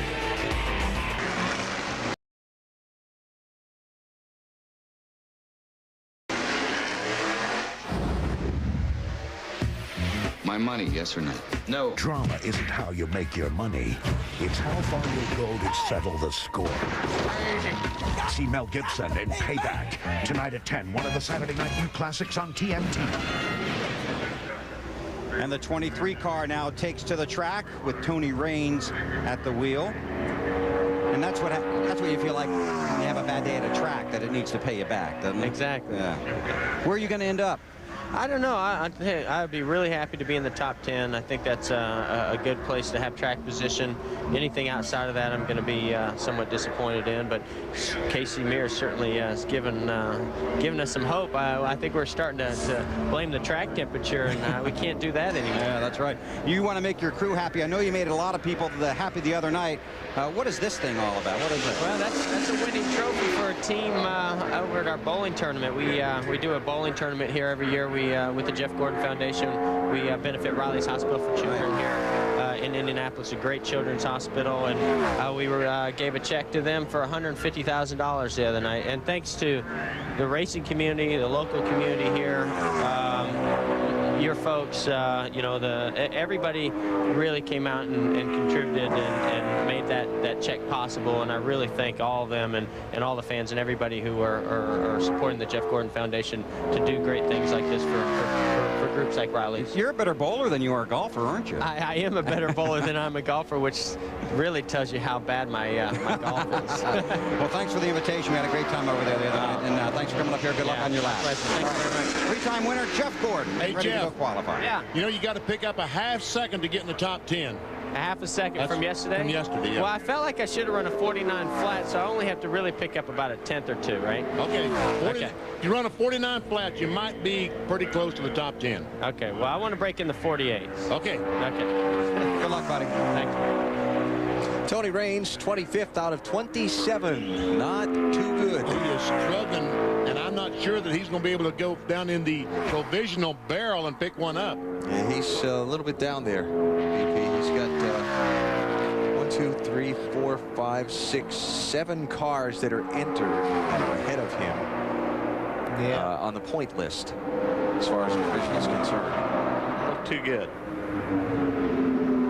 Talked to Tony this morning. He thought if they could, he thought they had a good enough test and a good enough car to get in, but right now it hasn't worked out the way he was hoping. Now, first car on the track after it sat for a little while they cleaned up some of the oil dropped by Bobby Labonte's car. Don't know if the track's sitting in the sun, you know, slower conditions for him, but yesterday in practice he was 23rd best, so it looked like he was going to be able to qualify with ease, but not the case. So Tony Raines in 25th place out of 27.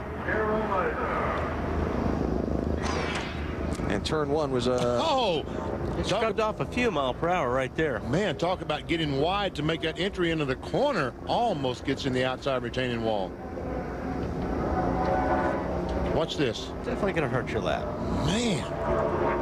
Once again, these drivers trying to get that car just as wide as they possibly can to make the entry into 1 and 3 because you're running 203 miles per hour. Some of these cars, what see 205? 205 we've seen today. Yeah. Here's Scott Riggs looking to make his Brickyard 400 debut. 33-year-old from Bahama, North Carolina. Had a great run going at Pocono last Sunday and came to that last restart running inside the top 10, and the battery died on his car, and he wound up finishing 22nd instead of up about 7th. I don't know what happened there. He must have really missed turn 1, BP. Yeah, because speed was good down the straightaway, turning 3 miles per hour, but we can see our computer says his lap will be the 25th best lap. he's only the 28th car to run. Yes. The 25th wouldn't be too bad if he's the last car to qualify. 4th place is his best qualifying this year at California Speedway back in the late spring, and Scott is going to be 26th out of 28 at just over 180 miles an hour. That is not too good. It sounds like he's trying to run a second lap now, though. Yeah, it's just he's losing it in turn 1. And this lap is better because he's picked up 4 or 5 spots. Man, he's up to 17th. They keep this going. 4 miles an hour into turn 3. If he can make turn 4, this is going to be definitely a better lap by 6 or 7 spots. Yep, lost him up in 4. Yeah, that's too bad. When you don't get off that corner, it sure hurts your straightaway speed. It does. But he does pick up 4 or 5 spots. He goes from 26th up to 22nd. 181.800 miles per hour for Scott Riggs, row number 11.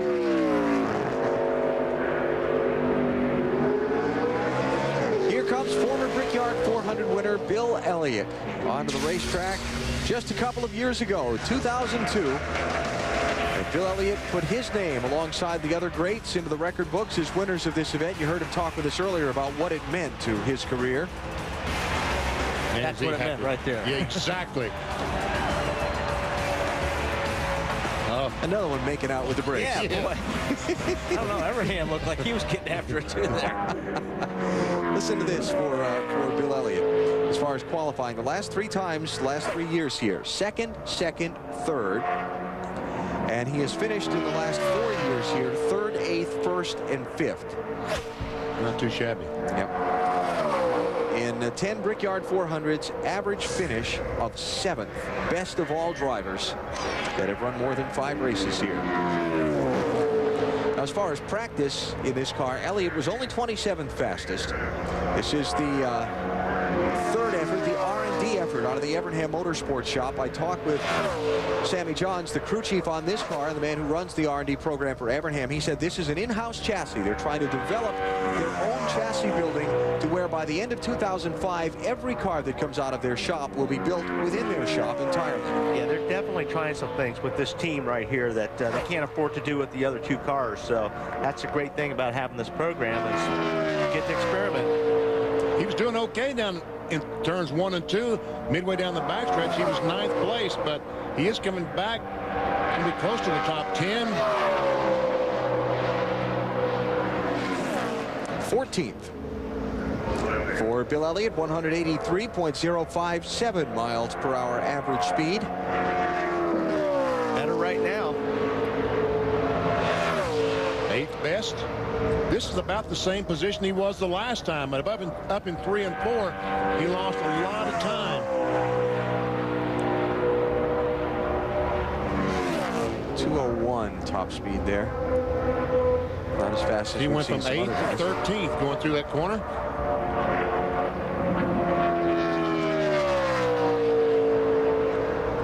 This could be just a tick better. Yeah.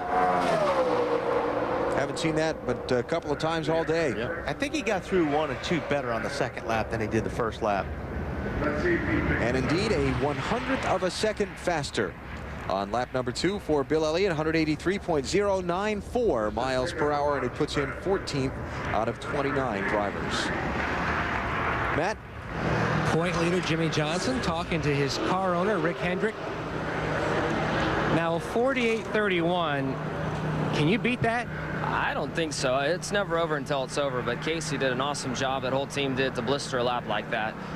That's impressive. I told Chip Ganassi that I'll have to close my eyes for one end of the racetrack just to get close to that, but that's impressive. And I think where I'm rolling out, it's more important for me to put in a clean lap and not make a mistake and lose 3 or 4 tenths than to try to beat something like that. We need a good pit stall pick and track position, so I need to put in a good firm lap, but somewhere in the top 10, but I don't think that's going to be touchable. That's pretty impressive. You've had an impressive year, but you had a great week last week at Pocono, sweeping both events this year. Yeah, it was awesome. I mean, Los Monte Carlo has been incredible week in and week out, and we've been in a great situation where we can work on the race cars and try some new things. And, you know, Chad's a mad scientist. Chad and our engineers and our shock specialists really have adapted well to the changes that NASCAR's thrown at us, and we nailed it last week. Hopefully we have that same thing here for this big race at the Brickyard. Now, the car owner for this car, Jeff Gordon, said that he has his own kind of form of kissing the bricks. Have you thought about what it would be like to get in here and then get a chance to kiss the bricks? Definitely. I think about it, but I try not to spend too much time doing that and get caught up in it. But it would be, one of the biggest, probably the biggest win of my career if I was able to win here. It's an impressive place. I love coming here. There's a lot of history that we all know about, and I think you had told me that Jeff said that he kind of makes out with the bricks when he wins. Absolutely. Yeah, I think that I would probably be in that same category. I mean, to be able to kiss the bricks here and have that opportunity, it'd be a little more towards PG rated than G rated, I would say. Well, the year he is having, I would say the odds have to be in his favor to breaking through with a win here at the Brickyard. A PG rated kissing the bricks. Here's Ken Schrader out trying to make the field. 26th fastest out of 30. Remember, Schrader was unable to qualify for this race a year ago. Pretty heartbreaking to Kenny. And he's going to be back there floating around Bubble Land after that lap. Yeah, you've got to beat 12 cars to qualify. 50 cars here trying to attempt for the 43 spot. So, and they only take 38 in time. So you got to beat 12 cars. And right now, Kenny has only beaten 4. See what happens. And another one who's going to need to pull something out of the hat here to make the field. Morgan Shepherd has a pretty remarkable finishing record here at Indianapolis. He's run the Brickyard 400 4 times. He's never finished worse than 15th. Wow. 1 top 5, 3 top 10s, and 4 top 15s in 4 tries. But there's always a but when you start. He's got to qualify. He got to get in. He does. Get the show. Looking to become the oldest driver to compete in the Brickyard 400 if he can make the field. 62 years, 9 months. And what will be his 13th race this season. That didn't look good, did it? Wiggling and wobbling all over. Morgan Shepherd, 43rd fastest in practice. While we watch Morgan run, want to show you what you can find on Pit Command at NASCAR.com's Track Pass. See Morgan Shepherd on the racetrack. Our pole sitter up at the very top. Casey Mears. Morgan is right now 27th, 28th, live position. You know, I think I'm going to become computer literate. I'm going to give me a computer. I'm going to this next year. When we're sitting at home watching qualifying, watching the races, I'm going to do this because this looks interesting. This is a comparison, sort of like our pace chase that we use on the air of real time, the pole fastest lap. Look at Morgan disappeared. Morgan, where are you? Come out of there. He disappeared. He hit a hole. Come off. Oh, there. I thought he disappeared off the racetrack. There he is. That just means that the speed went off the bottom of the scale on the graph. And he's not going to like the number that comes up here. I think he pretty much knows the number. 177.148 miles an hour. So Morgan very much on the bubble, looking for a provisional to try and get into the Brickyard 400.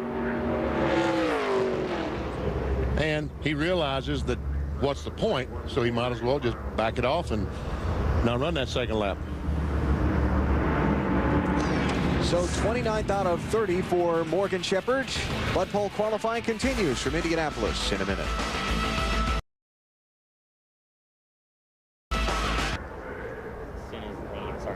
Casey Mears leads Bud Pole qualifying here at the Indianapolis Motor Speedway, and now the nervous wait. He's going to stand back in Gasoline Alley while all these other drivers try and top his time to see if he can be the man who will win the pole today at Indy. We're talking to Andy Graves, what's he, general manager of Ganassi Racing? And himself for the background out of this Indianapolis area. That's right. It's Brendan Gaughan out of Las Vegas. On the clock, looking to make the Brickyard 400 for the first time. Oh, he missed that corner. Is he going to get the wall? No, he missed the wall. Now, he ought to just He ought to just back off, regroup. Well, you can't really back off. You got to keep your momentum up. But he's got to run lap 2. Yeah. Oh, yeah.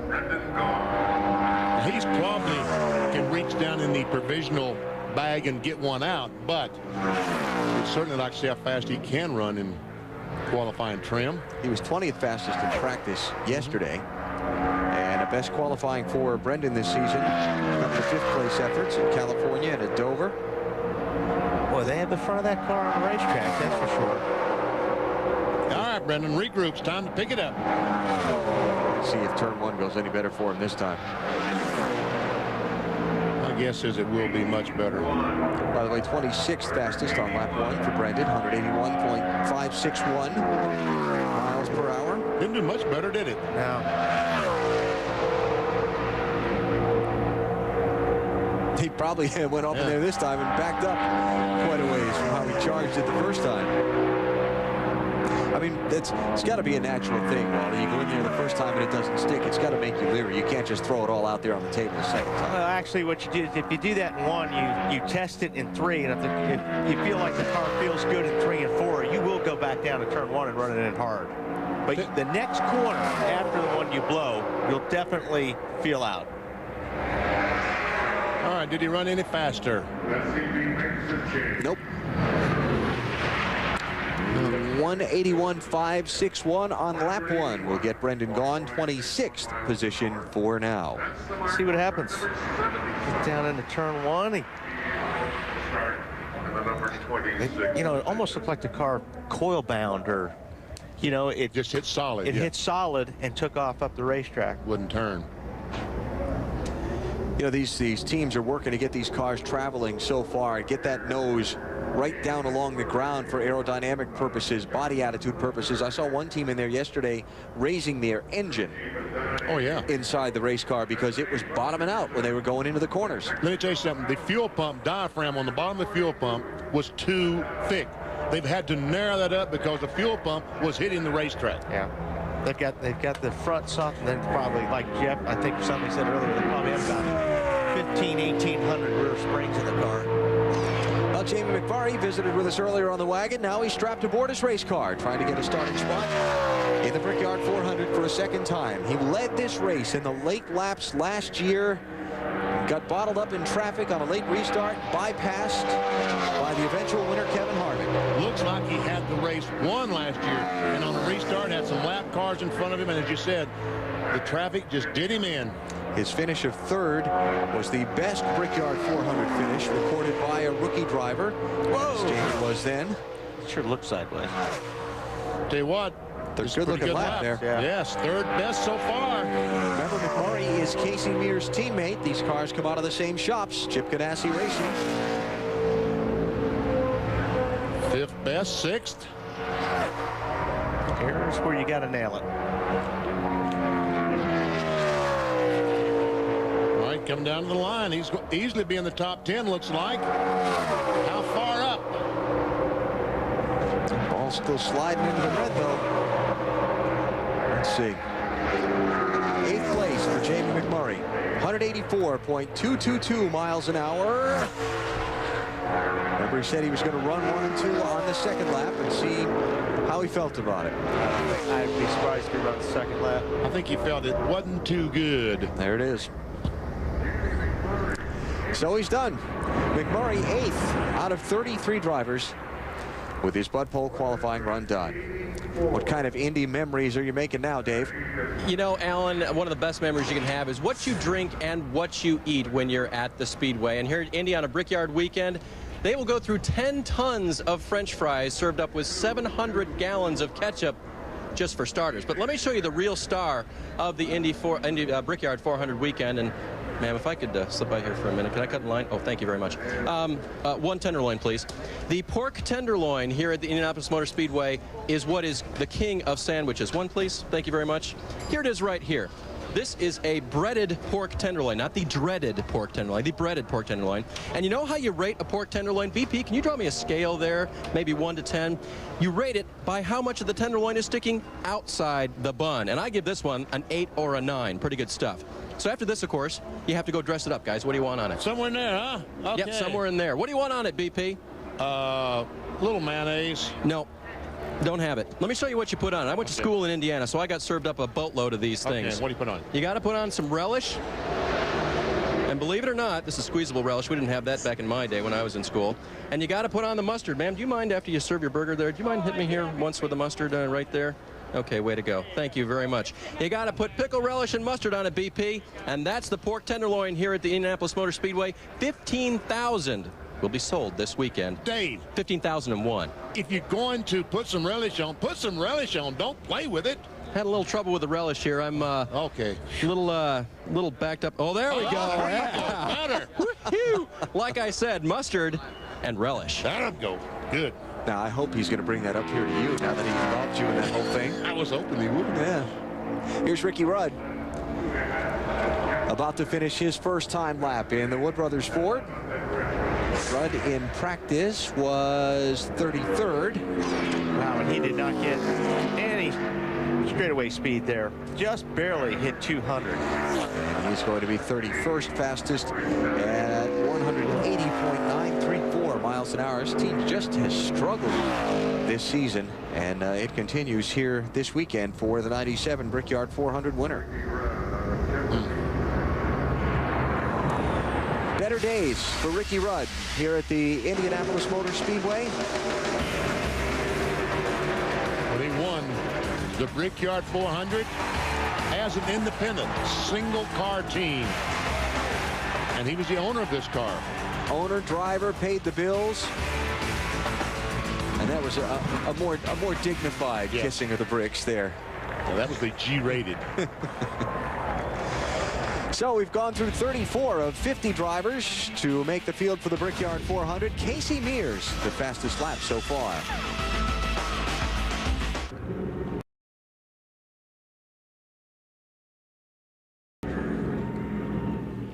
NASCAR on Speed Channel this week. Later on today, it's NASCAR Nextel Cup Series final practice from here at the Brickyard, 4:30 Eastern Time, followed by qualifying for tonight's 200-lap NASCAR Busch Series race from over at Indianapolis Raceway Park.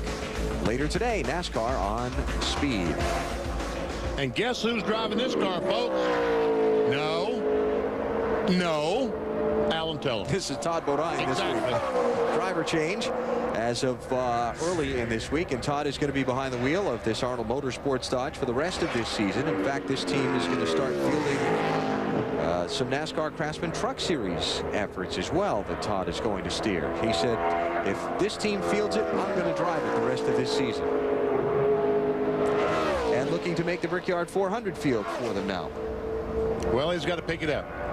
Right now, he's 31st fastest. He is the 36th car to take time. And as I said, you've got to beat 12 cars. Did you notice that Dave did send that sandwich up here for BP, but didn't send any up here for you or I? That's just how Dave is sometimes. But I like the way he cut mine. Yeah. Now we know how to do it. Bring a camera crew along. Excuse me, I'm on TV, please. Todd Bodine coming to the white flag, and the first of his 2 laps. Is it going to be enough? Yeah. No. 32nd out of 35. Got to beat 12 to get in on time. 178.207 miles per hour for Todd Bodine. That's actually slower than he ran in practice yesterday.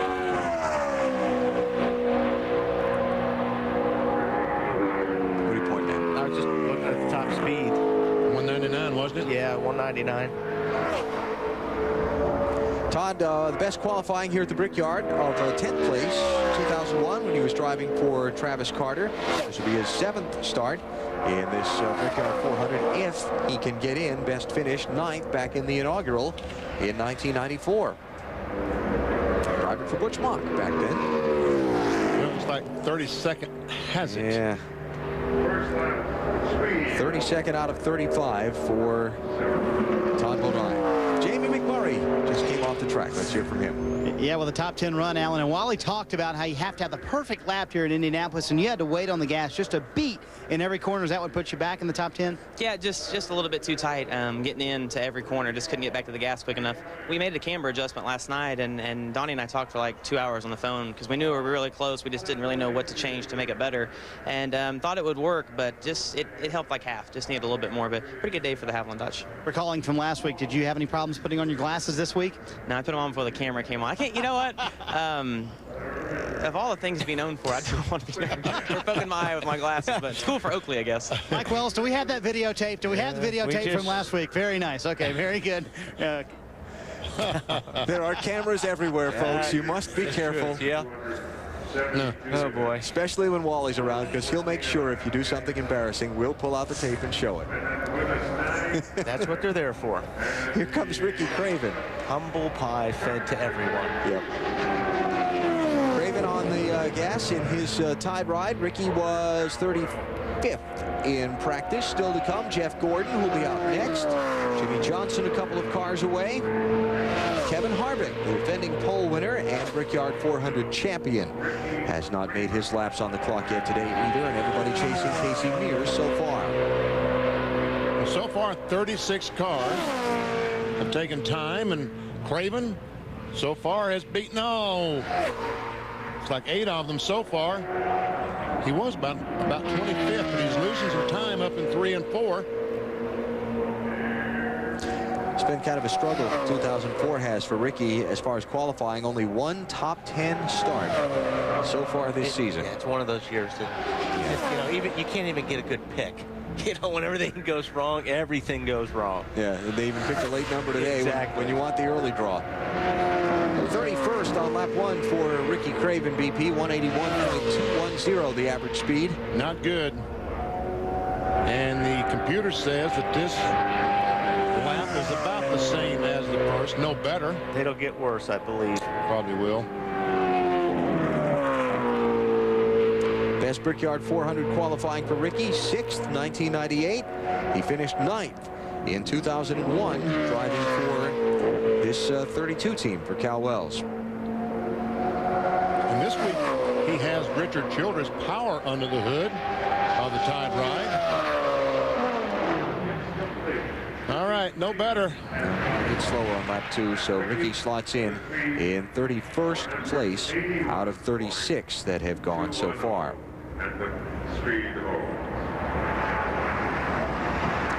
And that leaves us with 14 cars to go, and you hear the noise beginning to build from the grandstands. Wow, I understand now. Jeff Gordon, born in Vallejo, California, but spent much of his teen years here in the Indianapolis area in Pittsburgh, racing sprint cars and midgets and the like, and pretty well considers this the hometown track. Shade back there? Get the cloud? A 3-time Brickyard 400 pole First winner. in 94, 98, 2001. He's been with us each and every year. First as a comparative youngster. Now all of a sudden, he's 33 years of age. There's the green flag, and he's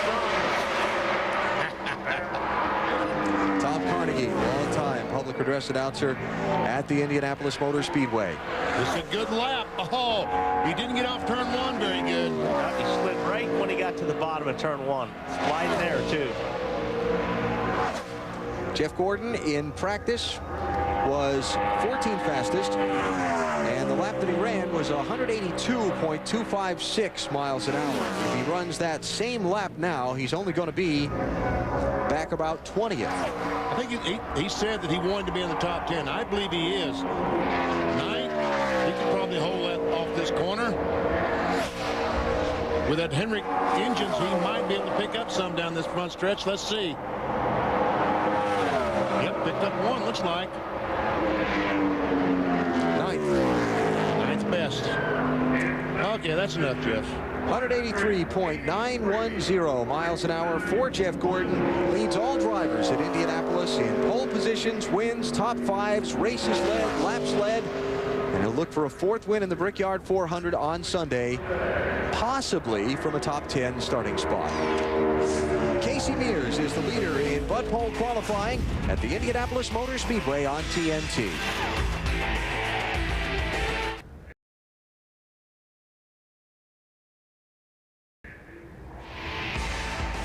Bud Pole qualifying from the Indianapolis Motor Speedway on TNT is brought to you by the 3,800 CarQuest Auto Parts stores across North America.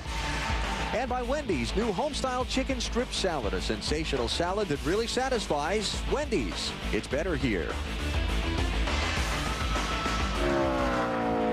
Beautiful day here at 16th and Georgetown in Speedway, Indiana, and the Indianapolis Motor Speedway, where Andy Hillenberg will attempt to make the field for the Brickyard 400.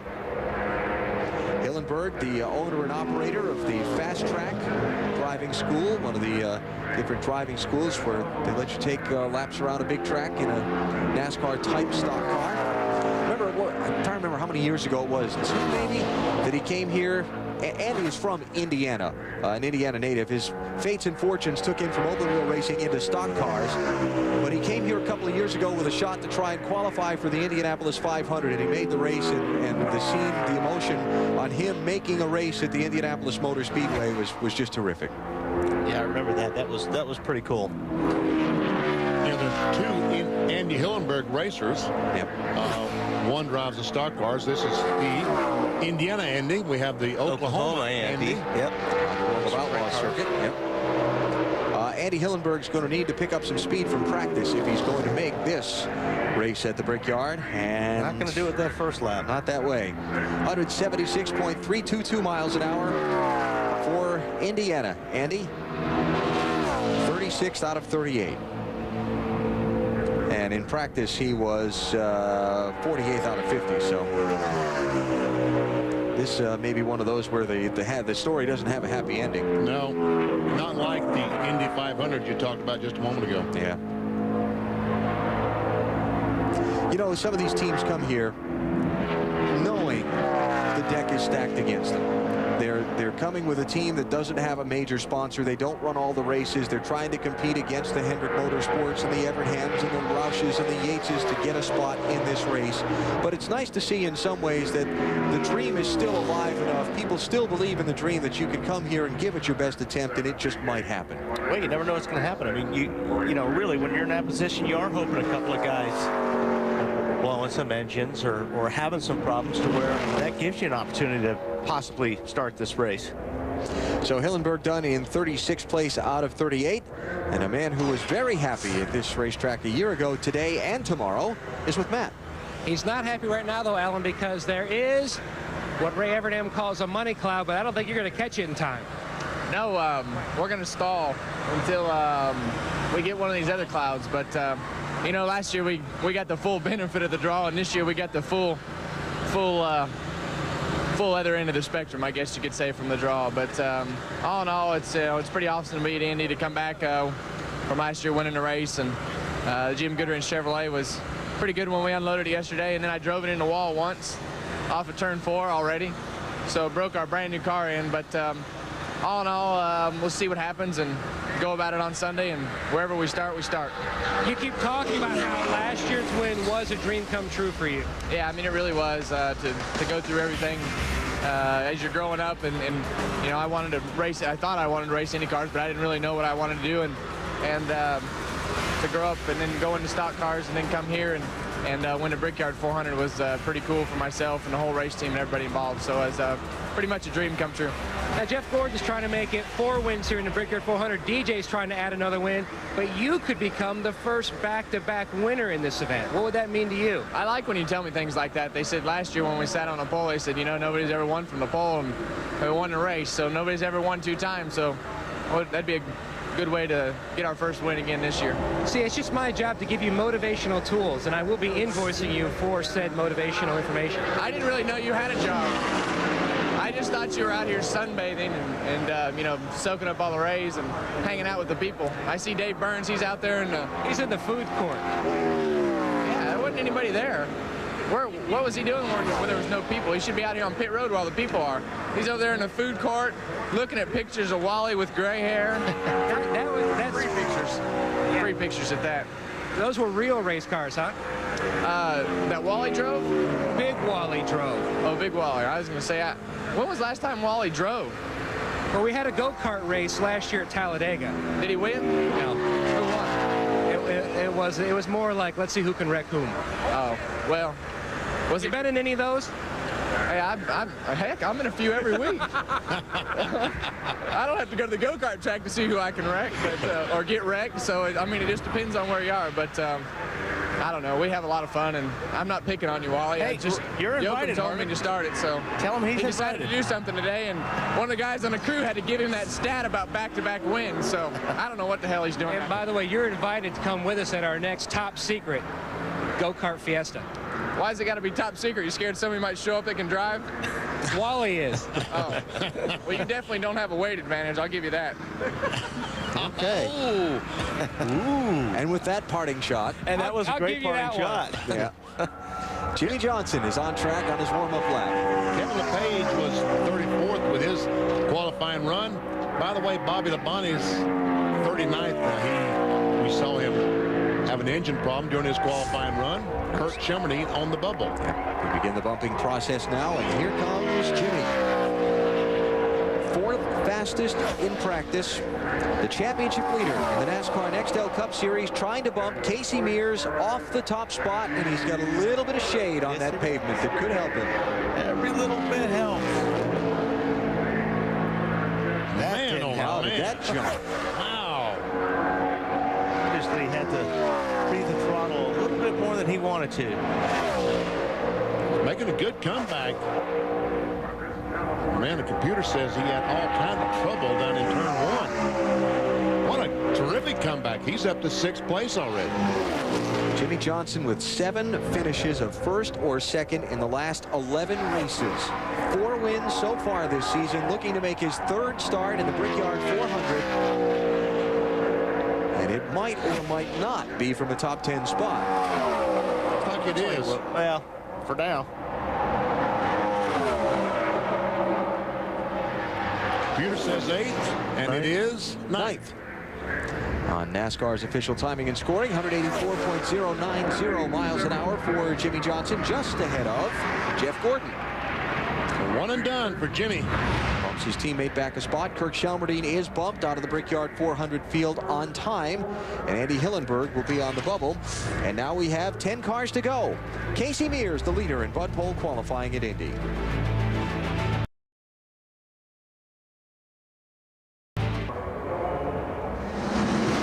Tomorrow on NBC, the Brickyard 400, presented by Exxon and Mobil Retailers. We start with Discover Card Countdown to Green at 2 Eastern Time. And don't forget, tonight, Jeff Burton joins PP and I for the call of the NASCAR Busch Series race from across town at the Indianapolis Raceway Park short track. 200 laps of rock'em, sock'em, fender banging, sparks flying racing. If you watch the truck race last night from IRP, we will have more of the same there tonight. Bud Pole qualifying continues for the Brickyard 400. Andy Hillenberg is on the bubble, and this is Jeffrey Bodine out to try and work his way into the field. I talked about the uphill stories. Jeffrey, one of those. I talked with him earlier this morning back in the garage area. He and 2 other people put this car together, brought it here, tested it, taken it back to the shop, worked it over, got a car and an engine from Ray Evernham, and are trying to see if they can overcome some of the more established teams. And the car is sponsored by the city of El Paso, Texas. He's all over the place. He's not having any fun right now. He was wiggling and wobbling there, huh? All the roads in El Paso are straight, though. Maybe that's the problem. Yeah. Wow, look. He is wiggling, isn't he? Scary. Yep. Jeffrey was 47th in practice, and again, no provisionals for this team. They don't have any championship points to fall back on to try and get one of those final spots in the field, so they've got to make the top 38. And on lap number 1, they will not do it. 39th out of 41. Not going to do it on lap 2 either. No, that little slide down there, just whatever thoughts he had of running the second lap vanished with that that slide down in turn 1. Confidence window. And Jeffrey is going to give up after the 1, so Jeffrey Bodine will not make the Brickyard 400. And you see some of the drivers still to qualify. Sterling Marlin, Casey Mears' teammate. Kevin Harvick, the defending pole and race champion. And Scott Wimmer, whose team qualified 4th for last year's race with Ward Burton driving at that time. So Jeffrey will watch on Sunday afternoon. And that leaves us now with 9 drivers to make their time runs. Everybody's still chasing Casey Mears. And here's a guy who is sore. Yes, he is. This is Scott Pruitt making his first laps on the track behind the wheel of this backup car for the James Finch Racing team. Pruitt with a nasty crash here yesterday. They ended up taking him to the hospital and getting checked over, x-rayed. Nothing broken, but his ribs are very, very sore. And again, this will be the first laps he makes in this car on the track. Here's what happened yesterday in practice. Talked to him this morning. He just, car standing loose, went in real hard, driver's side. And like you said, his ribs were hurting him a little bit. Yeah. And so Pruitt takes the green flag and crosses his fingers. Yeah, and holds his breath right here. And I think about all he can hope for is to go out and get a couple laps of practice on this car to see what it feels like, and hope there's a provisional in the bag when they reach in there. Yeah, because he looks like he's pretty much off the pace there in 1 anyway. But I think it's a good idea to get out and make the 2 laps. Scott looking to make his second start in the Brickyard 400. Ran the race back in 2000 when he was driving the car full-time for Cal Wells and the PPI team. He started 11th, finished 10th in his only Brickyard 400. And he's looking to make his second start of this year. Remember, he ran on the road course for the Ganassi team out at Sonoma, California, back at the end of June. He's got to beat a 51.043 second lap to bump Andy Hillenberg out of the field. And it will not be fast enough by a bunch. Yeah, you can tell he's way off the pace. This car, it's hard to jump in a car and push it all the way to the edge when you don't have any laps in it for a qualifying run. Trying to look over and see if he is 38th in owner points, James Finch is with this car. So possibility. Yeah, maybe. Maybe not. We'll see. Yep. But he's going to make another lap. And once again, I think that all the laps that he can make will help the team in getting the car ready to run the Brickyard 400 if they can get in. And this lap will probably be a little bit quicker, I would think. So I know that first lap in turn 1, he was way out of it, just trying to feel it out. And for Scott Pruitt, second lap is a couple seconds faster, but not fast enough to crack the top 38. 41st out of 42. And he'll sit back and wait to see how the provisionals fall out when qualifying's over. Dave, what is that? BP, remember how I said I didn't want to be up high and I wanted to be down on the terra firma with the people and everything? Yeah. I've changed my mind. I talked to my buddies over at ETA and they got me a chopper ride. I'm going to see Indianapolis from the air and create my own Indianapolis Brickyard 400 memory. What do you think? So all that talking about the H at Loudon got you a helicopter ride. You know, I think it did. Don, fire it up and see if we're good to go. This is my pilot, Don. We're going to get this baby started, and maybe I'll talk to you guys from up above, but one of the greatest views you can see of one of the greatest historical venues in auto racing is from above, and I can't believe I'm going to get this opportunity, guys. Dave, you haven't done anything so far. Why don't you just have them drop you off at the hotel? Yeah. And I'll see if I can get one of those tenderloins catered up here, too, while we're at it. All right. We'll talk to you in a minute here, Dave. Get that thing up in the air. Thanks, AB. All right. I can tell you from experience that this racetrack from the air is impressive. We'll be on one of those things in a little while here, BP. Yes, we will. Going over to IRP. Get ready for the NASCAR Busch Series race. Greg Sachs made his return to NASCAR Nextel Cup racing last week at Pocono, his first race since 1998. And after that particular entry to turn one, it might... Yeah, I was going to say, that is a line I've not seen used today. That didn't work out well for him. Looking to make his 5th start in the Brickyard 400.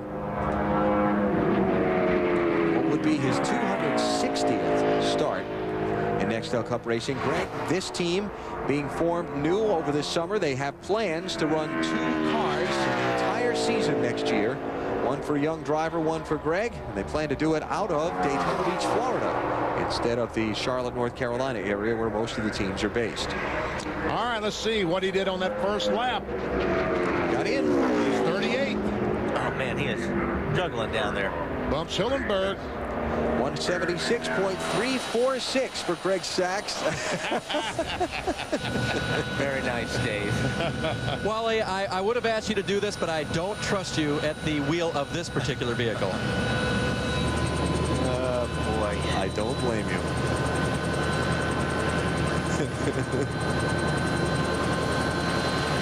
What are you waiting on? Hey guys, let me show you. When I get way up there, I'll let you know if this plays true.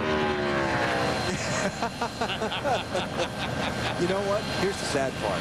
He probably stayed up half the night last night making these signs. Hey, you know why, Alan? It's all about... Okay, what's BP? It's all about... There you go. The Indy memories. There you go.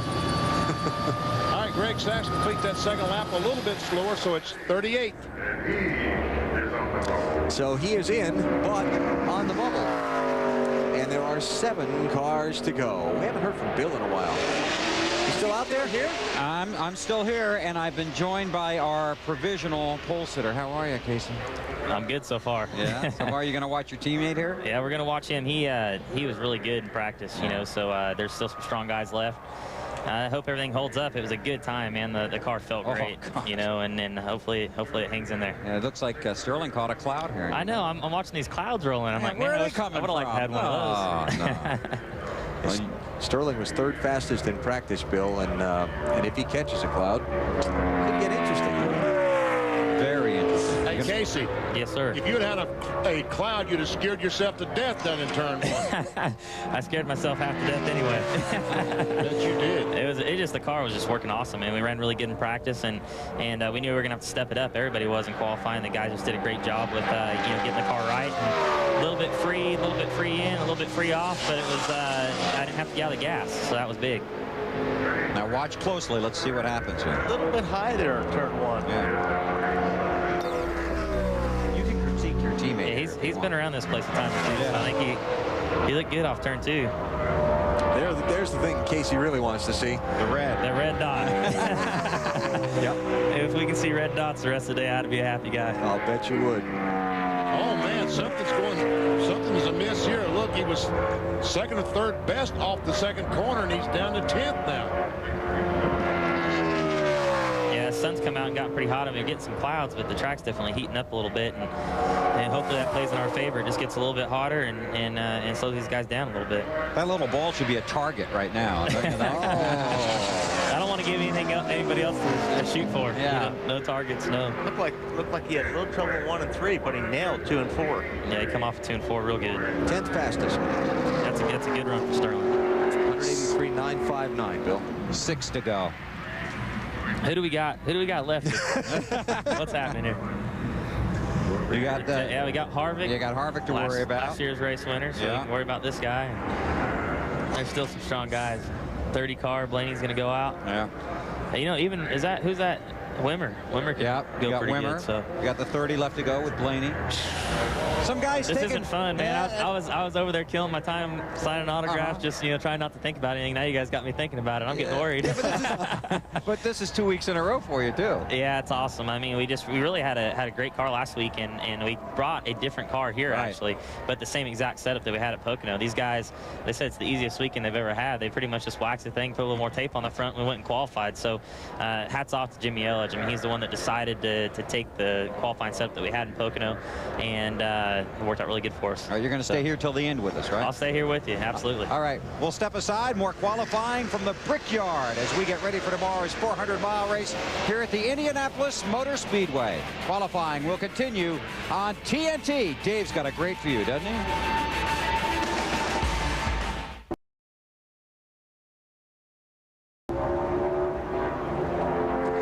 TNT live at the Indianapolis Motor Speedway with Bud Pole qualifying to set the field for the 11th Brickyard 400. 44 drivers have made their run, 6 left to go. Casey Mears is fastest, and he's been waiting for a while to see if he'll get the pole for Sunday's race. Here's Hermie Sadler. Same situation as before with Scott Pruitt. First laps in a backup car after a crash here yesterday. Tell you what, he drove down in turn 1. But he's dragging that front valence along the racetrack, which is not going to help him in the corners. Okay, another one down, Casey. He's not going to beat you. That's a good feeling. I mean, those guys, I feel bad for them getting in that crash yesterday. It's always hard to come back from something like that and get a good qualifying spot. But Hermie always does a good job. I mean, they've run a selective amount of races, and it's nice to see him, come out and do as good as they have done in those races. How many family members are here? We got everybody here. Everybody's here? I'm missing my mom and my uncle. My mom and my uncle are back home, but grandma and grandpa are here. My brother's here.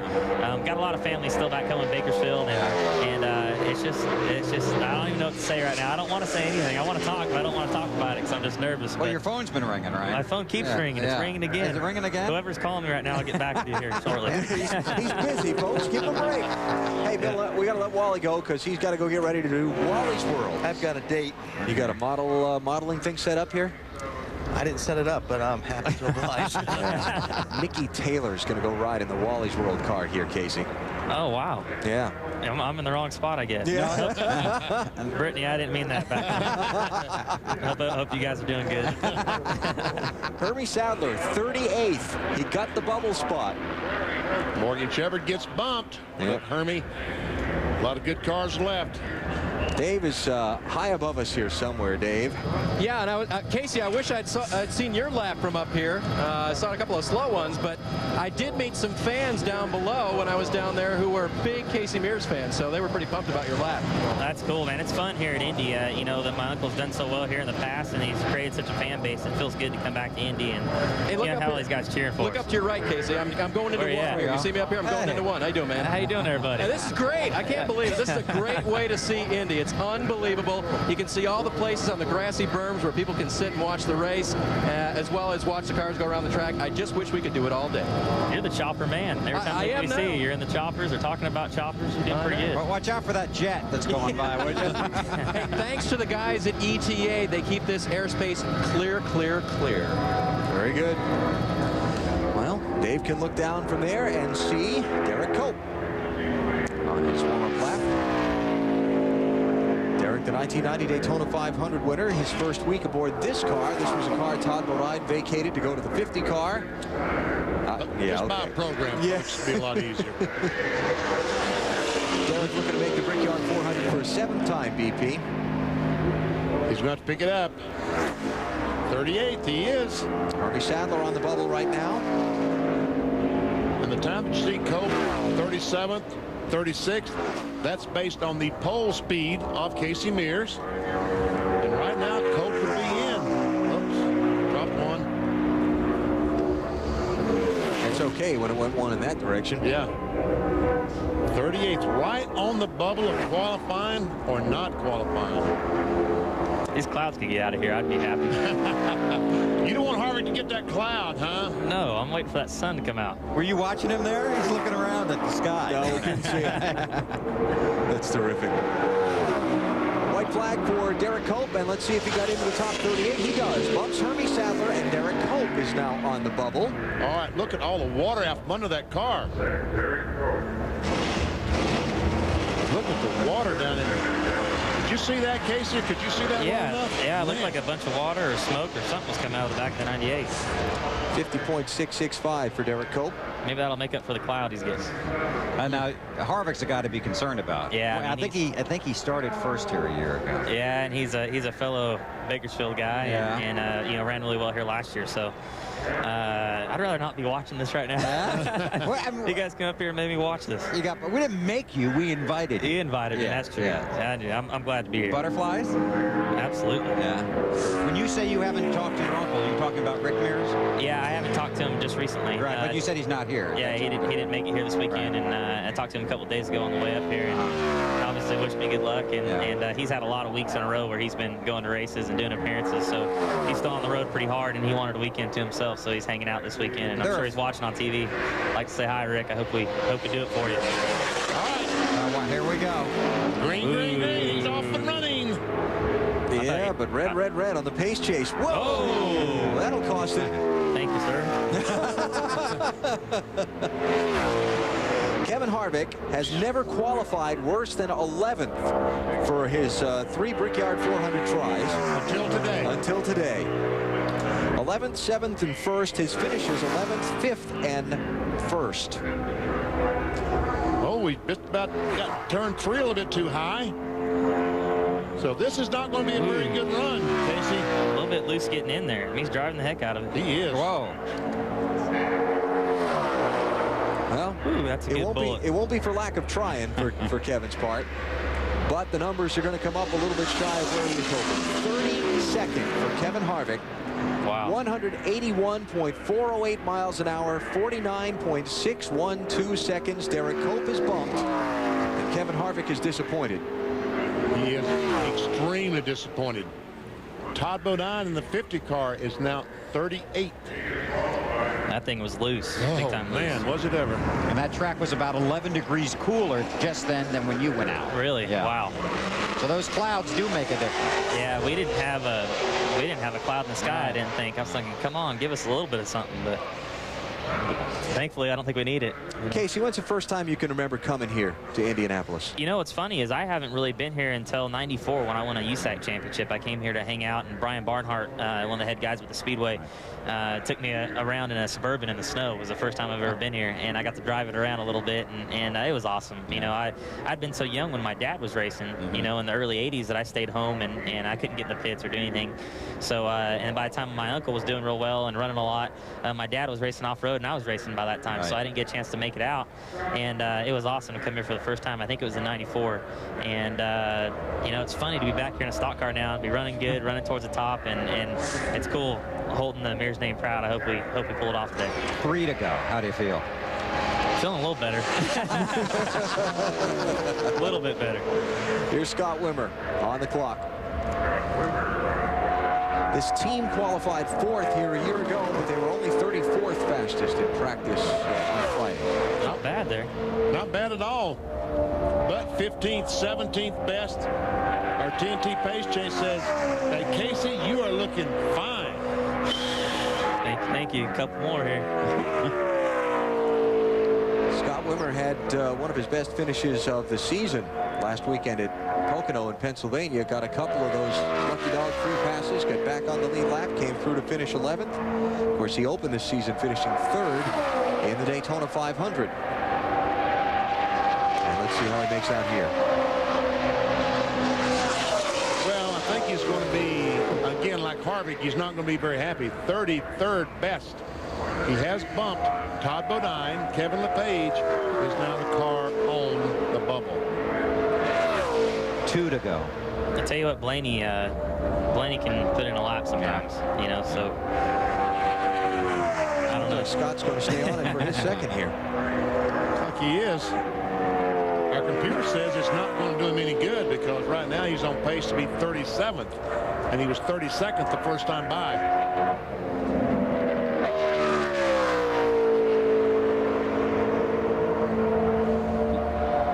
How do you think Rick's feeling?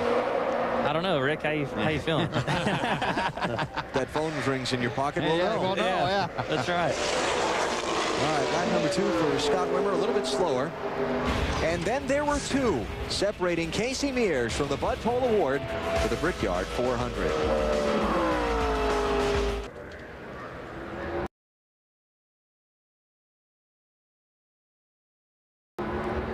2 cars to run in Bud Pole qualifying here at the Indianapolis Motor Speedway to lock in the starting field for the 11th Brickyard 400. Dave Blaney will run, then Jimmy Spencer will run, and then we'll see who gets the pole and who's in and who's out of this race.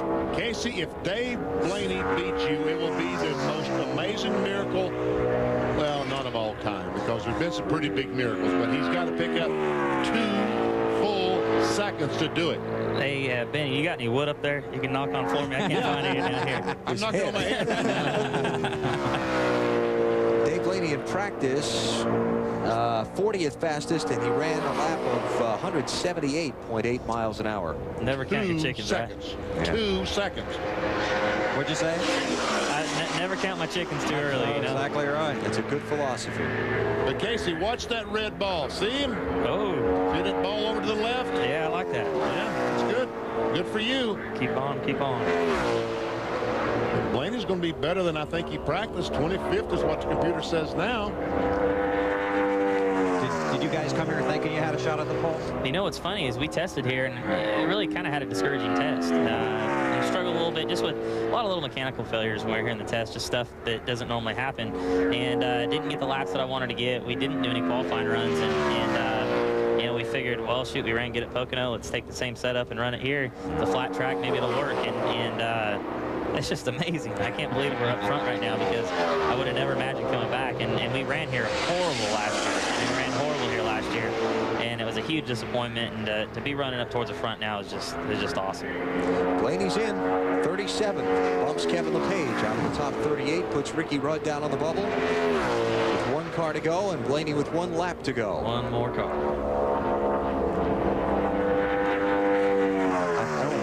Because he's actually listening to us and watching, but you see the hands start to go, the knuckles rest. Just a little nervous, that's all. Just a tick. Yeah. Nervous. Well, at least now you know you're starting on the front row at Indianapolis. That's awesome. That's awesome. It's a familiar spot for Amirs, right? Yeah, this doesn't seem real right now. I don't know. Casey, doesn't seem real. I talked to some of the crew members this morning down in the garage here, and they said that since you unloaded the car, you really haven't done anything to it. Yeah, we haven't done anything. Those guys are just, man, this is way too easy. The weather's been nice. It's not hot and humid like it usually is here, and they haven't had to do any work. They're just wiping the car down and putting tape on it to go qualify, and it's just amazing. You know, it's true when they say if you can unload fast, you're going to be fast. And we unloaded fast this weekend, and you know, been running good all weekend so far. 1 to go. 1 more. What are you thinking? I don't know. I don't want to think yet. Okay. I'm just kind of hanging out. All right, you gonna watch, or you just? I'm kind of catching it over there a little bit. Yeah, Bill, I saw Casey in a restaurant here in Indianapolis the other night. We were talking about his race last Sunday, and he was kind of disappointed with the way he finished. And I said, considering where you were a year ago, to be disappointed at running in the top 10 for most of the day, it's a pretty neat thing, huh? Things have really taken a turn over 12 months for you, Casey. They really have. Just the whole organization has improved on our side of things. You know, the team is just gelled a lot better. Jimmy Elledge and I are communicating a lot better. The engine program, Ernie Elliott engines have really stepped up this year, and our chassis are better. The bodies are getting better. I mean, just all the way around, our team's just improved, and it's making for a good weekend so far. Okay, green flag lap. Watch the bubble. Red. Other way, red. Other way, red. Hey, Casey. There we go. This is another car that's got to pick up 2 seconds to beat you. Wow, nice corner for Jimmy Spencer. Tell you what, this is not a bad lap for Spencer. The 2001 pole winner for the Brickyard 400. Well, that ball's going the other direction now, though. Slow down. Oh, That didn't sound good, did it? Tell you what, he's getting through the corner good. Yes, he is. 23rd best so far, 24th. Go ahead, Bill. Congratulate him. Oh, he's got 1 more lap. Yep. Okay. White flag is up for Jimmy Spencer. If he gets a clean cut right here, I'll hang out with you. Spencer, 33rd, 181.386 miles an hour. Bumps Ricky Rudd out of the top 38. I think he's getting through 1 and 2 good. Dave Blaney will be the last car to make it on time. Spencer's is he gonna take that second lap? No, looks like better off. I can see the newspapers now. Right on. Well, now it is real. Casey Mears, congratulations. You've won the pole at Indianapolis. Unbelievable. I can't believe it. Yeah. I don't know what to say. I'm lost. You watched it for so many years, open wheel racing here, and then you guys came here. You came here in '94, you said, for the first time? Yeah. It's just, I don't even know what to say. Can you talk for me? It's never going to happen to me. I just want to thank everybody, Bob Ulrich, Target, everybody back home in Bakersfield. Just happy. I'm lost for words. I can't say a darn thing. This is awesome. I mean, to be on the pole here at Indianapolis is just unbelievable, and This is crazy. I'm sure you couldn't hear the crowd reaction when you set that track record and you were on the provisional pole. It was overwhelming, just extremely loud. That's really cool. There was a lot of people on the way in, waving, and this is just crazy, man. I want to say hi back to my mom and everybody that's watching, all the family on TV. I can't believe I'm on the pole. So this is awesome. You know what's next? You know what happened here last year, don't you? Well, the guy that sat on the pole. Yeah, went to victory lane, man. We're gonna work real hard, and hopefully these next couple practices we got, we can chip away at it and get our race trim right. We'll be good. And your car owner's had some success here, hasn't he, in the past? Chip has been unbelievable, really. I mean, he supported me 110%. Going into this year after the rough season that we had, and him and Felix both, and. What an opportunity. He's had a lot of success here. My family's had a lot of success.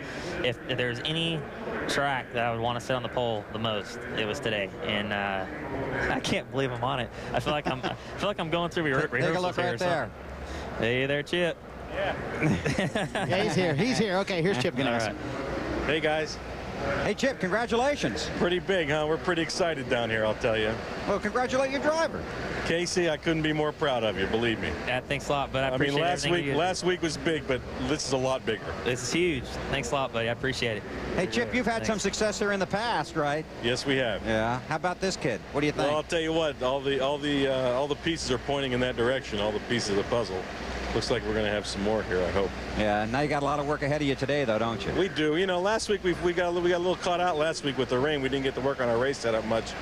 Caught us out a little bit on Sunday. Looks like the weather looks good here in Indiana this weekend. Right. Hopefully we'll get to work on our race setup. We still have a job to do on Sunday. Good luck, Chip. Thank you very much, guys. Appreciate it. So how do you now at least you can relax just a little bit because you know you've won the pole. This feels a lot better, and I just don't know what else to say. I mean, it's just an unbelievable feeling. I just can't believe we're on the pole here in Indianapolis, and I'm looking forward to the race on Sunday. I think that we got a really good car. The car that we brought here is the car that we got all our top 10s in. Right. It's car 402, and like I've been saying, if we can just break that top 5, we can continue to win races, and I think that we got a car that can do that. Well, thanks for coming up here. That was fun watching. I appreciate it, guys. And thanks a lot. Return some of those phone calls. All right, I'll do it. Casey Mears, the pole winner for the 11th running of the Brickyard 400. And we're back to the Indianapolis Motor Speedway in just a moment.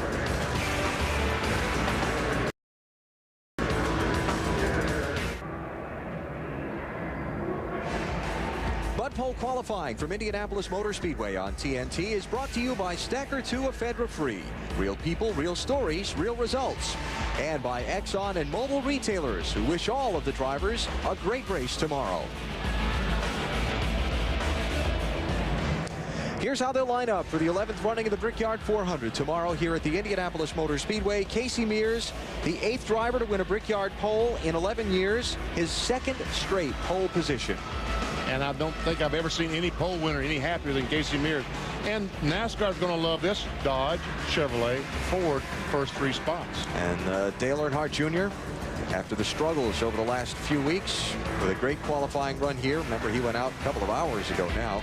Ryan Newman, one of the Indiana connections in this race, going to come from row number 4. Jeff Gordon, the 3-time Brickyard 400 winner, from row 6. I'll tell you what, that winner might come out of row 6, either Jeff Gordon or Casey Kane. Kurt Busch, Mark Martin, both expected to be strong contenders tomorrow. Dale Jarrett, the 2-time winner. Bill Elliott, the 2002 winner, going to be back in row number 9. Jeff Burton, Robbie Gordon, Terry Labonte, Kenny Wallace. Good run for Kenny in a 00 car. Yep, went out one of the early cars to go. And he is in the field, driving for Michael Waltrip Racing. There's Tony Stewart, row 12. Will this be the year? Michael Waltrip, Rusty Wallace. Row 14, row 15. Jason Leffler in the race.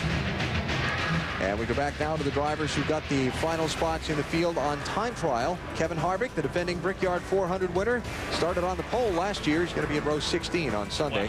Wow. Difflin and Tony Raines make up row 18. And row 19, Dave Blaine in the last car to make it on time. Here are your provisionals. Bobby Labonte, Ricky Rudd, Todd Bodine in the 50 car, Scott Pruitt, the 09. And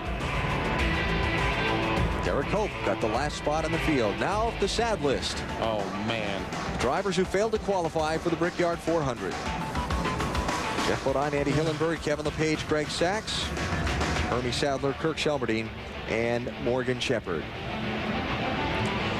Casey Mears, the first driver in NASCAR Nextel Cup Series competition since 1964 to get his first 2 pole positions back-to-back.